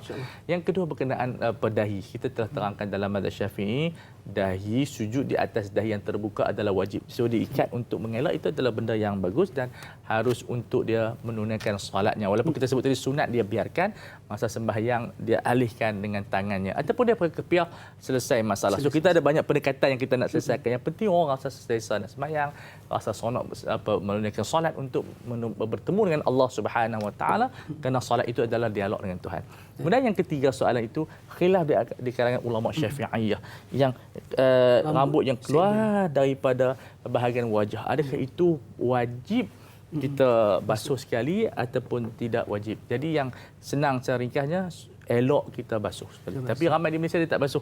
Kita sahkan dia sebab menjadi orang balwa, ramai orang buat begitu, madubtuliya bi syai'in faliqaliman ajaza.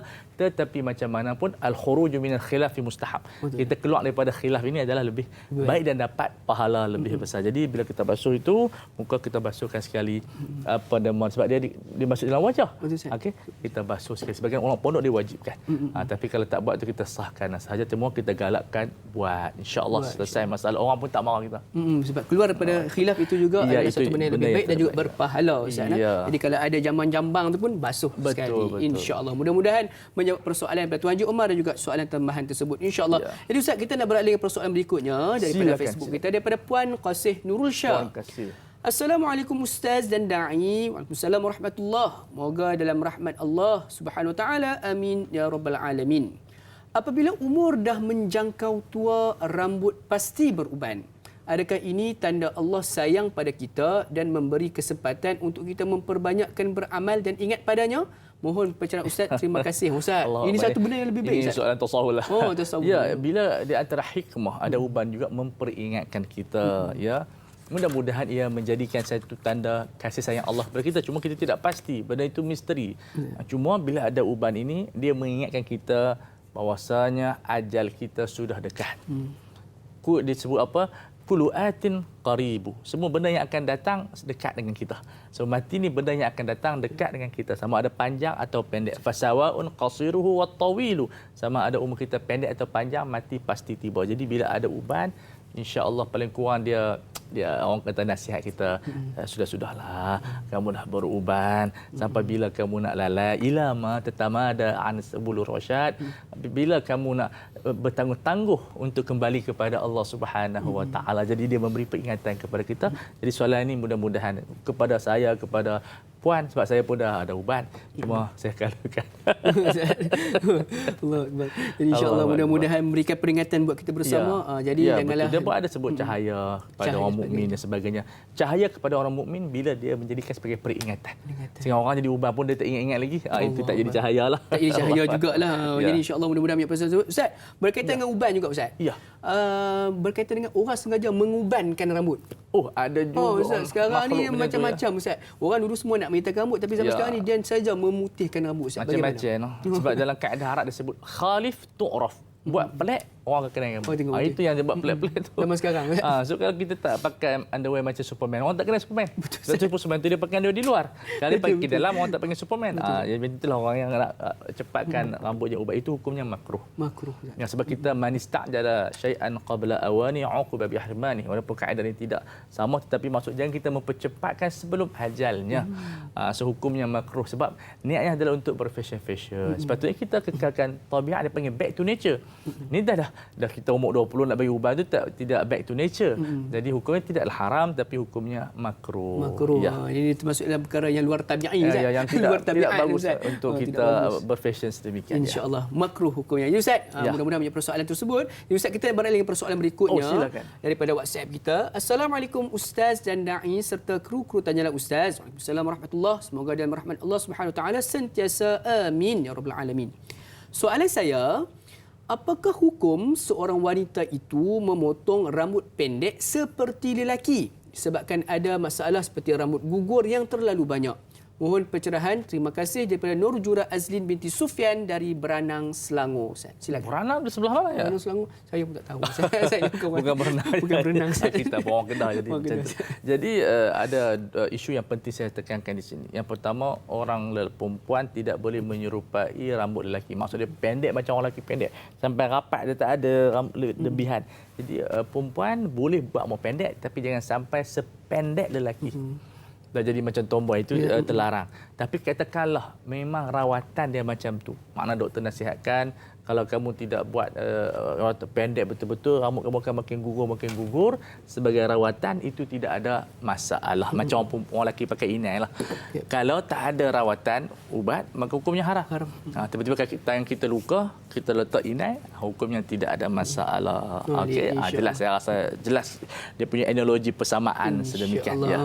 Jadi perempuan tidak boleh untuk memotong rambut sependek seperti mana kebiasaan lelaki, melainkan dalam sudut kesihatan dan sebagainya. Ya, dia buat sikit bagi ada rambut lebih sikit dekat dia punya telinga dia. Jadi ada kelainan sedikit daripada lelaki sebab kita orang pendek tak ada sampai telinga kita.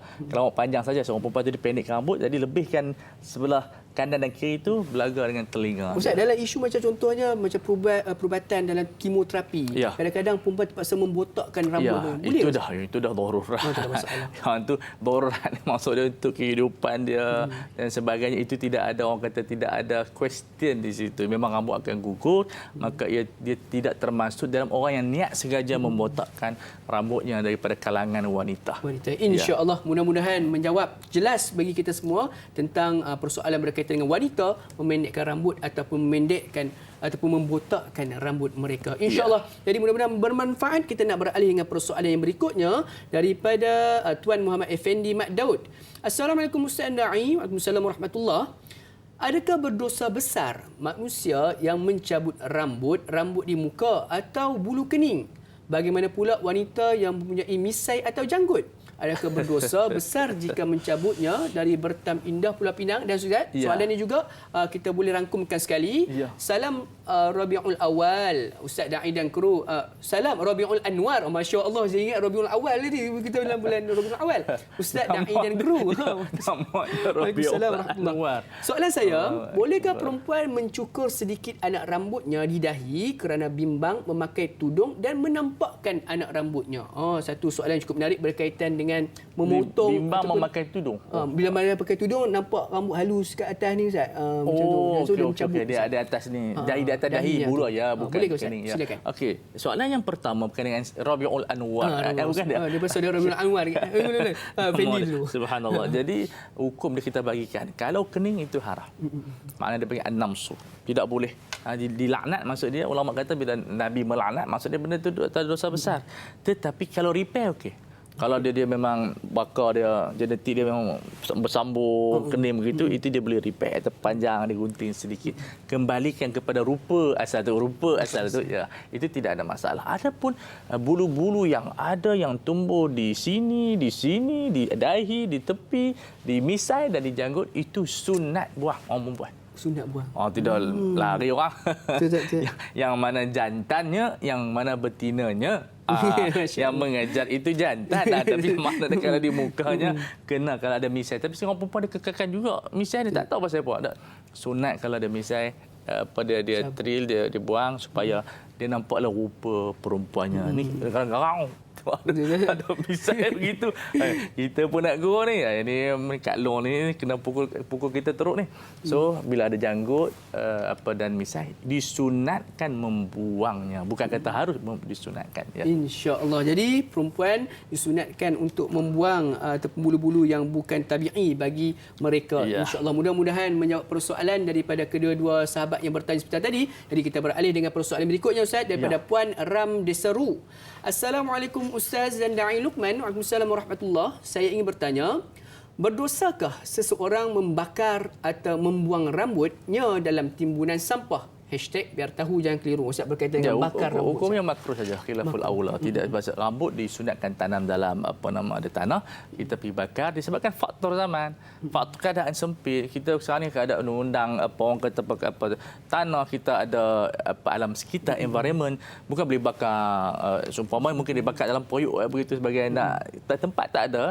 Itu tidak ada, paling kurang khilaful aula, tidak ada pengharaman sebab dia bukanlah kita katakan mayat. Dia adalah orang kata seumpama bangkai sahaja yang luruh daripada badan kita tapi dia tidak najis. Sebagai ulama kata rambut manusia yang terkeluar itu bangkai jadi dia najis, tapi alhamdulillah mazhab Syafi'i tidak najis. Tidak najis. Insya-Allah. Dan mudah-mudahan menjawab persoalan daripada Puan Ram Deseru. Ustaz, satu persoalan Ustaz berkaitan dengan hukum berkaitan dengan hukum setengah ulama yang berpandangan bahawa bukan setengah ulama, ada orang berkata setengah ulama mengatakan bahawa tudung tak wajib untuk wanita. Itu merupakan yang pertama saya kemukakan dua jawapan. Yang pertama bercanggah dengan ijma' orang Islam. Ijma' maksudnya konsensus. Maksudnya kesepakatan daripada sejak zaman sahabat sampai sekarang ni tak pernah daripada sejarah sebelum penjajahan orang perempuan buka tudung. Maknanya kita menyanggahi budaya-budaya nenek moyang kita yang dulu semuanya pakai tudung. Melainkan setelah mana masuknya penjajah. Itu yang pertama. Yang kedua, sandaran kepada ulama Al-Imam Ibnu Ashur dalam kitabnya Maqasidus Syariah itu tidak tepat. Kerana dia menyatakan yang budaya Arab itu adalah jilbab. Jilbab maksudnya tutup dengan mata begitu saja. Bukannya khimar. So di saat tudung kita nama dia khimar. Bukan yang labu. Bukan himar. Himar itu keledai. Kamu pakai khimar ke? Cakap Arab. Jadi dia maksudnya khimar dengan kha. Kha di sini. Jadi khimar untuk menutup tudung tanpa menutup muka. Okey. Maka kekeliruan berlaku pada penterjemahan itu. Maksudnya yang dikatakan budaya Arab itu adalah jilbab. Jadi tak ada seorang ulama pun setelah kita mentahqiq masalah ini yang menyatakan tudung itu tidak wajib. Dia wajib adalah syar'i dan dosanya dosa besar. Katalah kita kata dosa kecil, tapi bila himpun-himpun jadi besar sebab ada rambut ni banyak. So kalau 24 jam orang tengok rambut kita, maka hari-hari dia berkumpul, maka menjadi dosa besar kata Syekhuna Al-Qaradawi hafizahullah. Allahu akbar. Jadi Ustaz, sebenarnya satu lagi Ustaz, persoalan yang berkaitan dengan ada sesetengah daripada puak-puak liberal dalam sekarang ni yang mengatakan bahawa dalam Al-Quran tak menyebut pun berkaitan dengan aurat bertudung, perlu wajib bertudung dan sebagainya Ustaz. Kesemuanya adalah daripada kejahilan bahasa Arab. Kejahilan mereka dan bahasa. Kejahilan bahasa Arab dan maqasidus syariah. Dengan menyatakan dia tidak yang disebut rukun Islam adalah sembahyang sampai haji. Kita fahamkan itu adalah untuk menjadikan dia itu sebagai Muslim. Tapi untuk menjadikan dia beriltizam dengan Islamnya, bila kita masuk pejabat dia ada rukun dia. Betul Ustaz. Dulu SPM. Tapi bila masuk pejabat dia ada lagi obligation yang lain. Ada kewajipan-kewajipan yang lain. So rukun Islam untuk masuk ke dalam Islam. Untuk kita menjadi seorang orang yang membawa risalah Islam. Tapi dalam Islam tu dia ada lagi pecahan-pecahan dia yang wajib kita ikuti walaupun kedudukannya tidak sama dengan sembahyang. Dia kewajipan tudung ni kewajipan tahsinat. Tetapi sebenarnya dia menjaga maruah wanita daripada diperkotak-katikkan. Banyaknya orang yang menutup auratnya lebih dihormati. Orang akan hormat dia, orang akan menyantuni dia. Walaupun tak ada ustaz yang pakai tudung kena rogol. Tapi dibandingkan yang dirogol itu lebih banyak yang membuka aurat. Sebab orang perempuan ini dia adalah aurat pada keseluruhan badannya. Orang tengok macam mana pun akan terangsang walaupun dia orang tua, walaupun dia tu kulit dia macam negro dan seumpama dengan dia. Sebab kata pujangga dia kata apa? Likulli saqitatin laqitah. Ingatlah benda yang kadang-kadang tak laku lama-lama laku juga. Itu sifat perempuan. Tengok dah tua dah. Tengok ada kes rogol. Ada budak kes rogol ni. Sebab orang perempuan memang Allah Ta'ala sengaja uji dia untuk menjadi bahan ujian lelaki. Sampailah kita mati. InsyaAllah. Jadi mudah-mudahan dengan jawapan tersebut kita lebih memberikan semangat untuk kita terus menjaga dan juga memelihara kita punya aurat ataupun tudung dan juga kepala ataupun dan juga rambut yang kita diberikan ini, insya-Allah. Jadi Ustaz, sebenarnya banyak lagi persoalan. Namun sebelum tu kita nak melabuhkan tirai terlebih dahulu di TV3. Tirai pula. Melabuhkan tirai.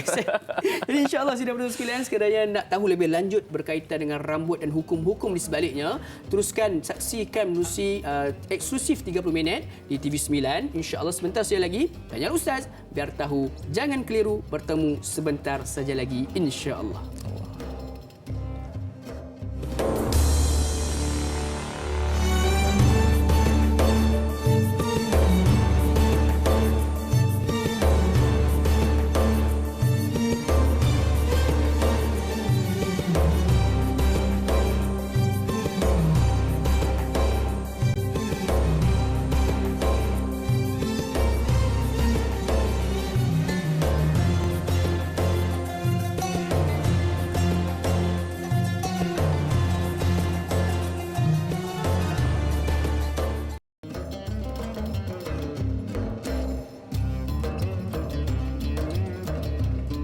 Alhamdulillah, sidang penonton sekalian, kembali kita bertemu di dalam rancangan Tanyalah Ustaz, biar tahu jangan keliru menerusi TV9 dekat di hati pada pagi ini.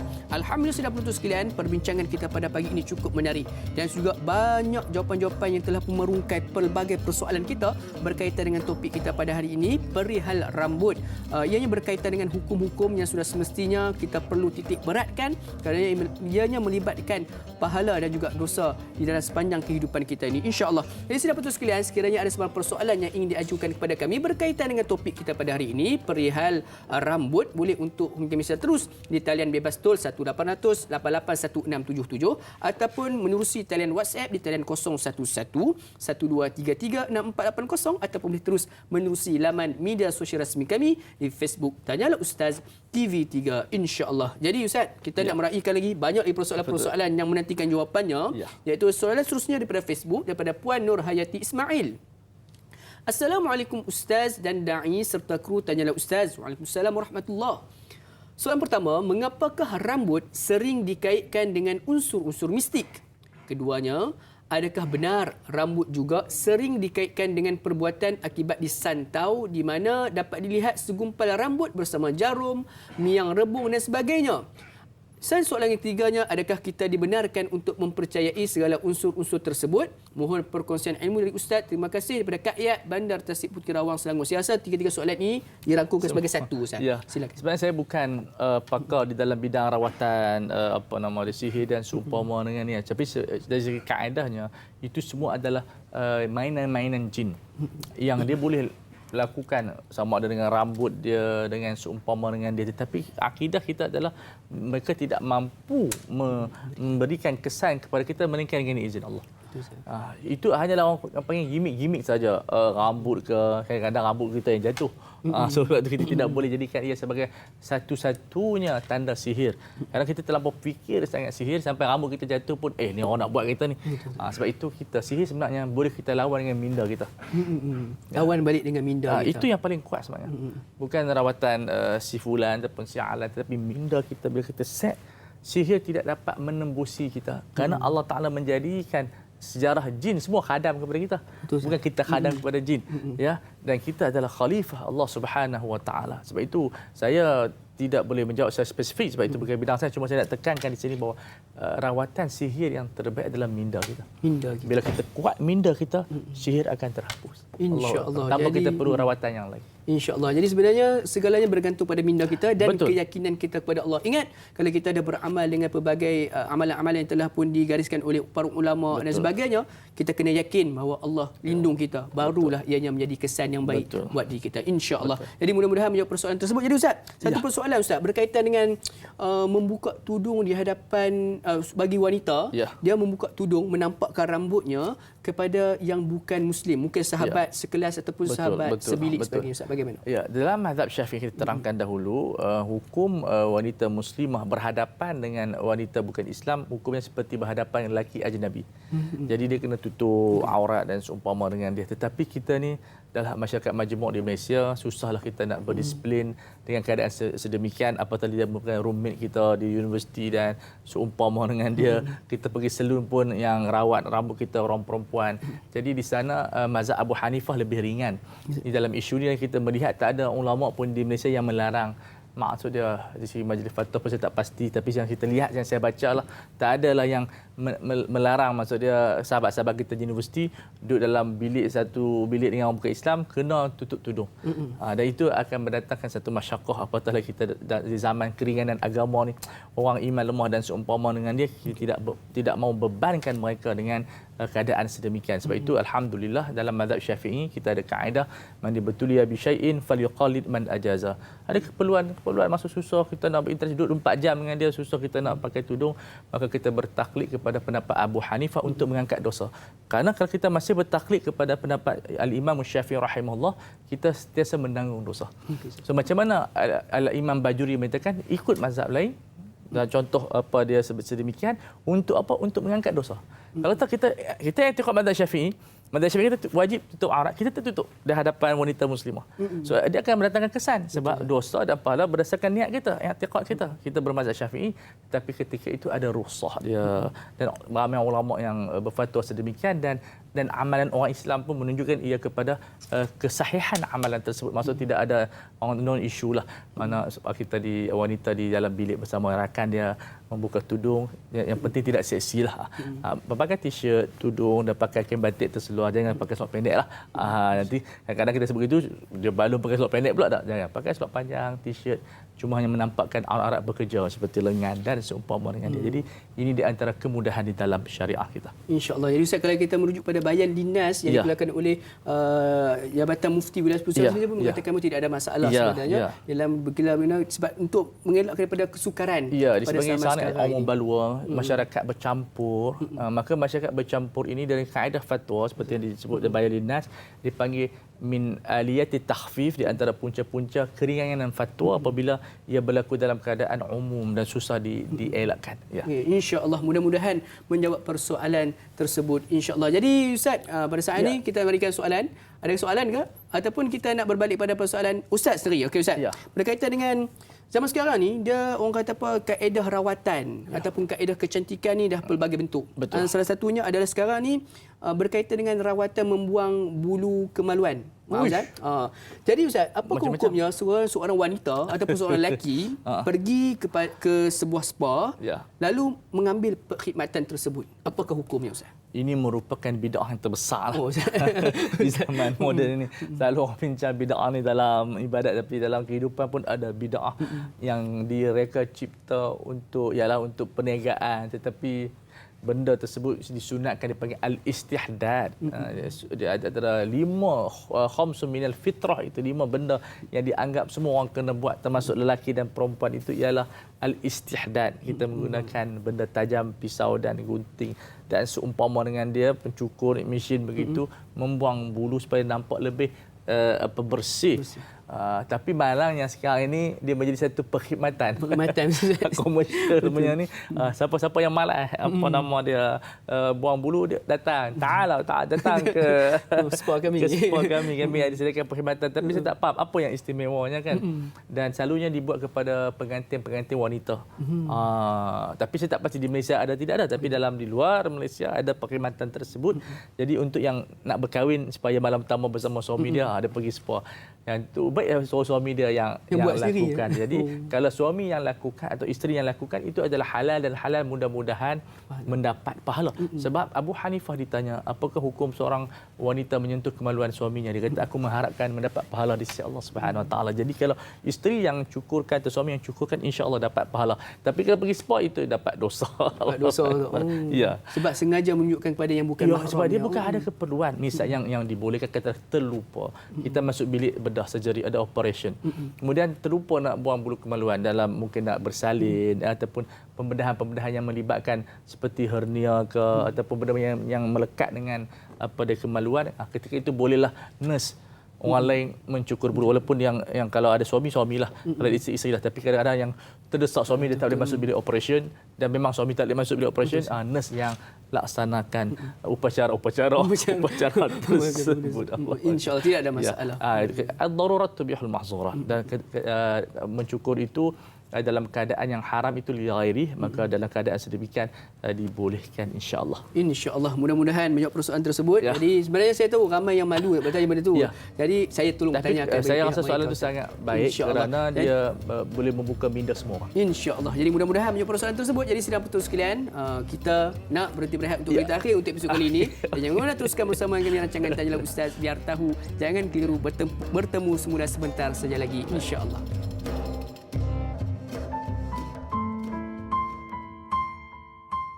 Bismillahirrahmanirrahim. Allahumma inni a'udzubika minal baras wal junun wal judham wa min sayil asqam. Ya Allah, sesungguhnya aku berlindung denganmu dari penyakit sopak, gila, kusta dan penyakit-penyakit yang buruk. Amin ya rabbal alamin.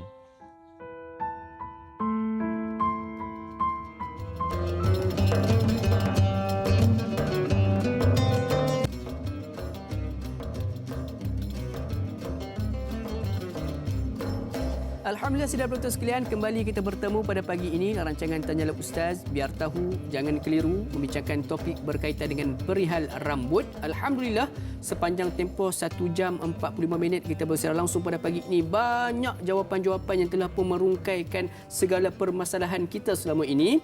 Jadi banyak lagi persoalan yang kita nak raikan, namun kita sudah pun berada di segmen yang terakhir untuk episod pada kali ini.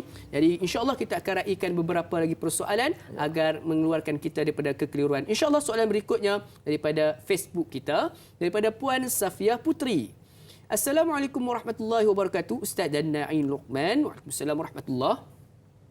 Jika seseorang akan pergi haji tahun ini, insya-Allah, banyak yang mengatakan wanita ihram tidak boleh menyisir. Padahal bagi saya sulit membiarkan rambut dibiarkan dalam keadaan tidak disisir.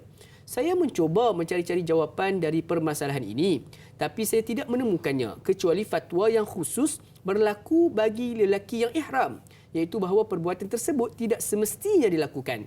Apakah hukum menyisir rambut bagi wanita yang ihram? Terima kasih. Silakan Ustaz. Ya, ini satu benda yang kita kena fahami falsafah haji itu sendiri, yang Nabi menyatakan mesti disunatkan dalam keadaan asy'ath aghbar. Memang kita kena rambut kita tak kusut sedikit. Sebab kita nak merasakan inilah hakikat kita. Sebab zaman waktu haji bukan lagi time kita untuk kita berhias, ya. Pewangi pun kita tidak boleh pakai, minyak pun kita tidak boleh pakai, untuk kita melahirkan rasa kesamaan kita bersama orang yang lain, miskin, kayanya dan seumpama dengan dia. Sebab itu tak disunatkan menyisir rambut. Walaupun kita rasa alamak huduh, ya memang kita nak macam tu. Sebab kita rasa kita humble, kita ni hamba Allah Subhanahu Wa Taala, sebab bukan time haji kita nak berhias. Jadi tak perlu, kalau menyisir ada risikonya, iaitu kena fidyah. Jadi kena bayar pula fidyah. Jadi kita relax. Sebab bukan kita nak, suami pun tak bersama dengan kita. Nanti insya-Allah dah selesai daripada tahallul sani, ada tahallul awal, dah boleh kita menyisir rambut kita. Jadi kita ada haji, kita ada tahallul awal, tahallul sani. Jadi bila dah tahallul awal tak apalah. Okey, tapi dalam keadaan kita berihram, kita sabar dulu, kita fokus kepada Allah, bukan fokus pada rambut. Okay, insya-Allah. Jadi itu satu jawapan yang menarik Ustaz. Betul. Dan juga mudah-mudahan mengeluarkan kita daripada kekeliruan tersebut. Jadi Ustaz, sebenarnya soalan berkaitan dengan hukum rambut berkaitan dengan ihram ni banyak. Tapi kita rasa itu mungkin kita akan bawa dalam tajuk yang lain. Jadi kita beralih ke persoalan yang berikutnya Ustaz. Kita raikan lagi daripada WhatsApp kita. Assalamualaikum Ustaz dan Naim. Assalamualaikum warahmatullahi. Saya Haji Saleh daripada Tasik Glugur, Pulau Pinang. Ada hadis Nabi yang mengaitkan wanita yang berpakaian tapi telanjang, rambutnya bersanggul seperti bonggol unta. Mohon penjelasan Ustaz mengenai hadis itu. Dan soalan keduanya, adakah hari atau masa tertentu yang sunat untuk potong rambut? Dua soalan yang menarik Ustaz. Ini berkaitan dengan bonggol unta ni Ustaz. Bagaimana Ustaz? Ia menggambarkan kepada wanita itu mempunyai niat yang tidak baik. Ya, tak baik. Iaitu dia ingin menggoda orang lelaki sekeliling mereka. Sebab di zaman jahiliah memang orang perempuan memakai pakaian yang seksi, rambutnya begitu tinggi. Tapi bukan maksudnya rambut rendah itu tak haram, sama aja. Cuma menerangkan di zaman Rasulullah sallallahu alaihi wasallam itu, dan menampakkan sebahagian payudaranya dan menggoyang-goyang kakinya, membunyikan kasut-kasutnya. Jadi itu di antara benda yang membangkitkan syahwat-syahwat lelaki yang bukan hilang, yang tersembunyi. Kemudian seperti mana arang yang sedang panas kita tiup, dia membakar. So, nafsu kita begitu. Dia bukan sejuk. Nafsu kita dia panas sebenarnya. Bila orang tiup je. Habis membara. Ya, bila orang perempuan dia memakai begitu, dia tiup. Bila tiup tu panas yang tu yang jadi macam-macam tu. So, ini menggambarkan kepada, sebab hadis ini diiringi dengan golongan yang zalim yang memukul orang, yang menzalimi rakyatnya. So, dalalatul iqtiran kata ulama menyebabkan dosanya hampir sama besar dengan dosa menzalimi orang lain. Dan mereka ni tidak akan mencium bau syurga. Walaupun syurga itu dekat dengan kita. Perjalanan itu sangat, orang kata apa, boleh bau dengan perjalanan 1000 bulan ataupun tapi dia tidak dapat menciumnya, yang menunjukkan dosa yang besar. Jadi saya dalam sudut individu, kita tak naklah orang yang tak pakai tudung, kamu ni tak cium bau syurga. Itu individu, kita serah pada Allah. Ini dia panggil kaedah ammah. Siapa yang nak selamatkan dirinya daripada api neraka, maka dia bertindak sekarang ni. Siapa yang rasa dia confident diri dia boleh selamat dengan cara yang lain, itu serah pada dia. Sebab masing-masing dia bertanggungjawab. Faman syaa falyu'min wa man syaa falyakfur. Nak beriman. Tak orang beriman itu dia punya hal, bukan soal saya di sini ataupun da'i Luqman. Jadi insya-Allah. Jadi Ustaz, soalan kedua Ustaz, adakah hari ataupun tempoh tertentu sunat untuk kita apabila potong nampak wuduh je kita sunat. Dia panggil gunting rambut ni sunnah mutlaqah. Anytime. Boleh kita buat dan mendapat Cuma orang kata apa, malam-malam jangan gunting. Itu sajalah. Yang itu tak ada apa. Tapi kadang-kadang kita gunting juga. Sebab apa dia sebenarnya, kalau zaman dulu ni mungkin sebab pakai pelita Ustaz. Sebab takut terputung benda lain pula sikit Ustaz. Ada dia katakan hari Jumaat boleh ambil tabaruk, tapi tak adalah spesifik. Macam orang kata kahwin sunat hari apa? Hari apa pun tak apa. Tak ada masalah. InsyaAllah. Jadi sudah penonton sekalian, sebenarnya dalam memotong rambut ni tidak ada masalah hari apa sekalipun, sebab memotong itu sendiri pun sudah pun mendapat pada sunat, insya-Allah. Jadi Ustaz, pada saat ini kita ada pemanggil di talian. Alhamdulillah. Assalamualaikum.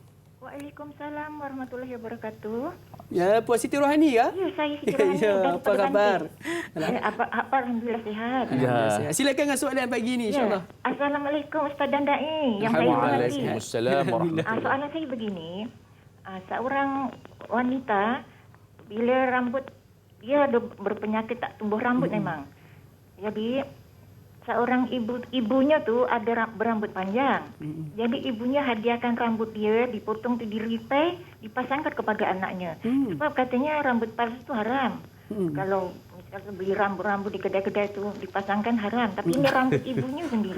Okey, soalan yang menarik tu. Insya-Allah. Jadi apakah dibolehkan, sebab itu bukan rambut haram, bukan rambut ibunya sendiri. Okey, insya-Allah. Itu saja soalan saya Ustaz. Assalamualaikum warahmatullahi wabarakatuh. Waalaikumsalam warahmatullahi wabarakatuh. Ustaz, ini berkaitan bukan rambut walen tapi rambut ibu sendiri Ustaz. Bagaimana Ustaz? Tetap haram. Tak haram. Saya dalam buku saya Fiqh Medis saya tuliskan isu itu, iaitu syarat dia mesti rambut sendiri. Sendiri pula. Sendiri.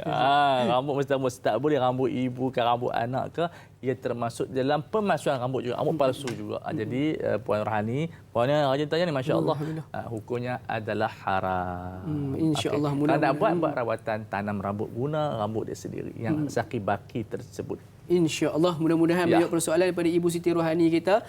Jadi Ustaz, soalan berikutnya, masih lagi ada soalan Ustaz. Berkaitan dengan hukum mewarna ataupun menginai rambut ni, menggunakan warna yang bukan pada warna inai ataupun bahan pada inai Ustaz. Dan juga berkaitan dengan, ada sekarang ni orang kata apa, orang menggunakan perkhidmatan bleaching rambut pula Ustaz. Bleaching, masya-Allah. Adakah dibenarkan Ustaz? Okey, yang pertama berkenaan dengan warna yang sesuai dengan budaya.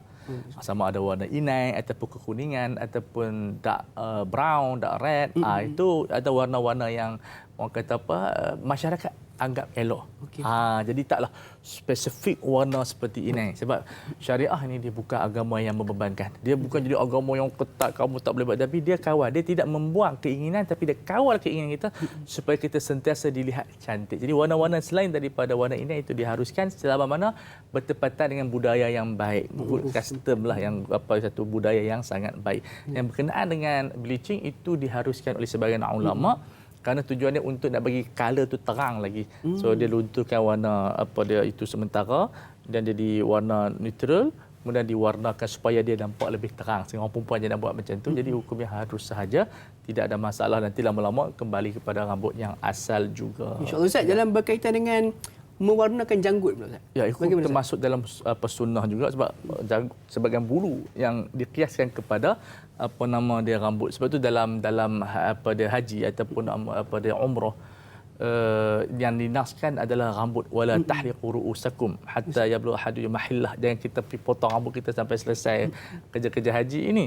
Maka ulama kata janggut pun hukum sama dengan rambut. Kata kita pegang secara literal, maknanya kalau potong janggut ketika mana umrah ataupun haji bolehlah.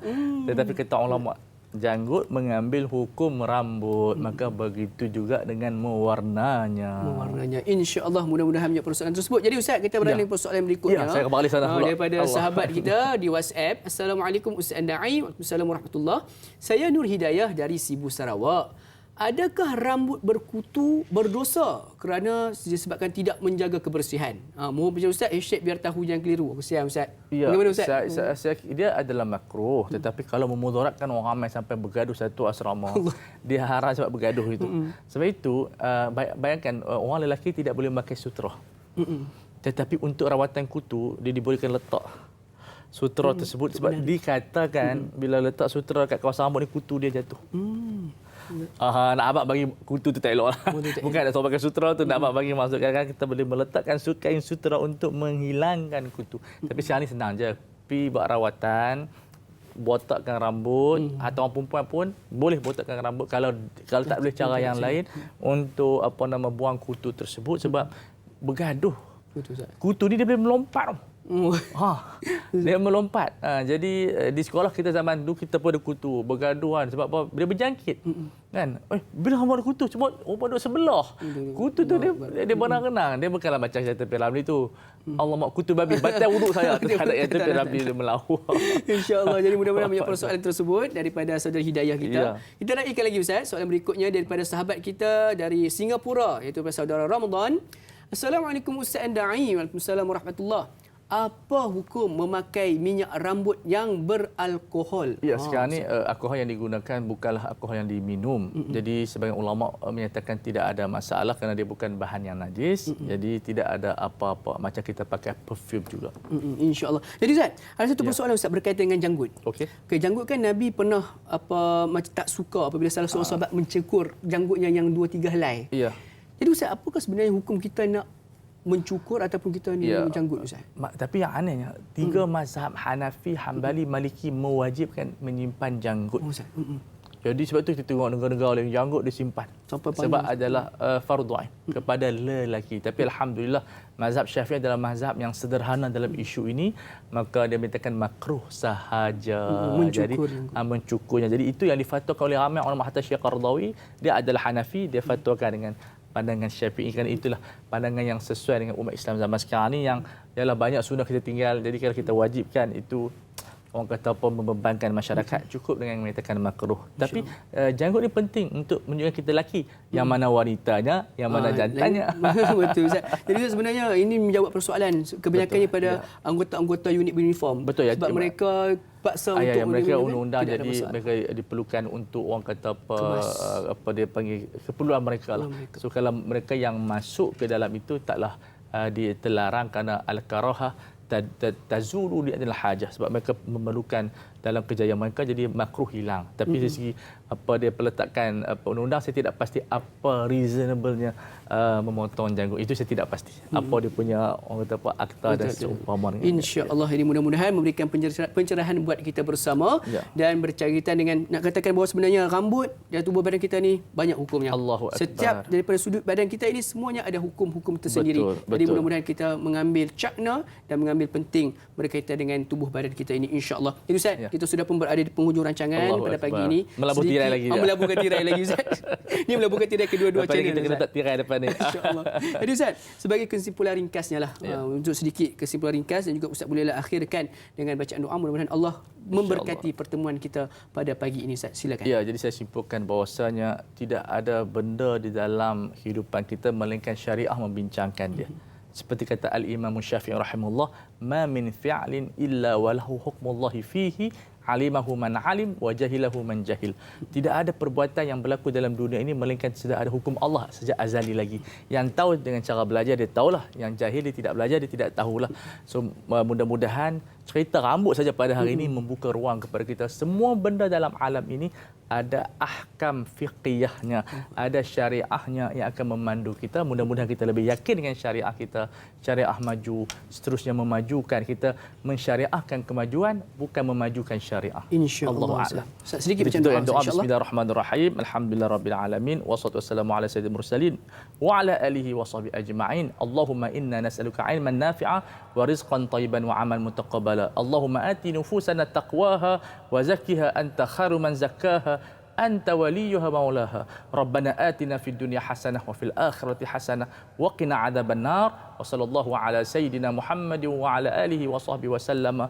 Walhamdulillahirabbil alamin. Terima kasih semua. Amin amin rabbal alamin. Mudah-mudahan dengan bacaan doa penutup kita menemui keberkatan di dalam majlis ilmu ini, insya-Allah. Jadi sidang putus sekalian, jazakallahu khairan katsiran Ustaz di Barakallahu atas fikum, perkongsian Dai. pada pagi ini. Barakallahu Mohon fikum. dihalalkan ilmu yang InsyaAllah. telah ditebarkan dan Barakallahu diberikan fikum. kepada kami semua pada pagi ini, insya-Allah. Jadi sidang putus sekalian, jangan lupa untuk saksikan rancangan Tanyalah Ustaz besok hari bersama dengan moderator kita Dai Hakim yang handsome segak bergaya sado pula tu, bersama juga dengan panel kita iaitu Ustaz Muhammad Abdullah Al-Amin yang akan bincangkan topik berkaitan dengan sirah Salahuddin Al-Ayyubi. Satu sirah yang hebat. Jadi jangan Sangat lupa hebat. untuk sama-sama kita mengambil iktibar dengan episod esok hari. Jadi insya-Allah saya mohon maaf di atas kekhilafan dan juga kesilapan sepanjang bersiaran pada pagi ini. Mudah-mudahan Allah berkati kita semua. Jadi saya Dan Luqman mohon undur diri. Wabillahi taufiq wa hidayah. Wassalamualaikum warahmatullahi wabarakatuh. Tanyalah Ustaz biar tahu, jangan keliru.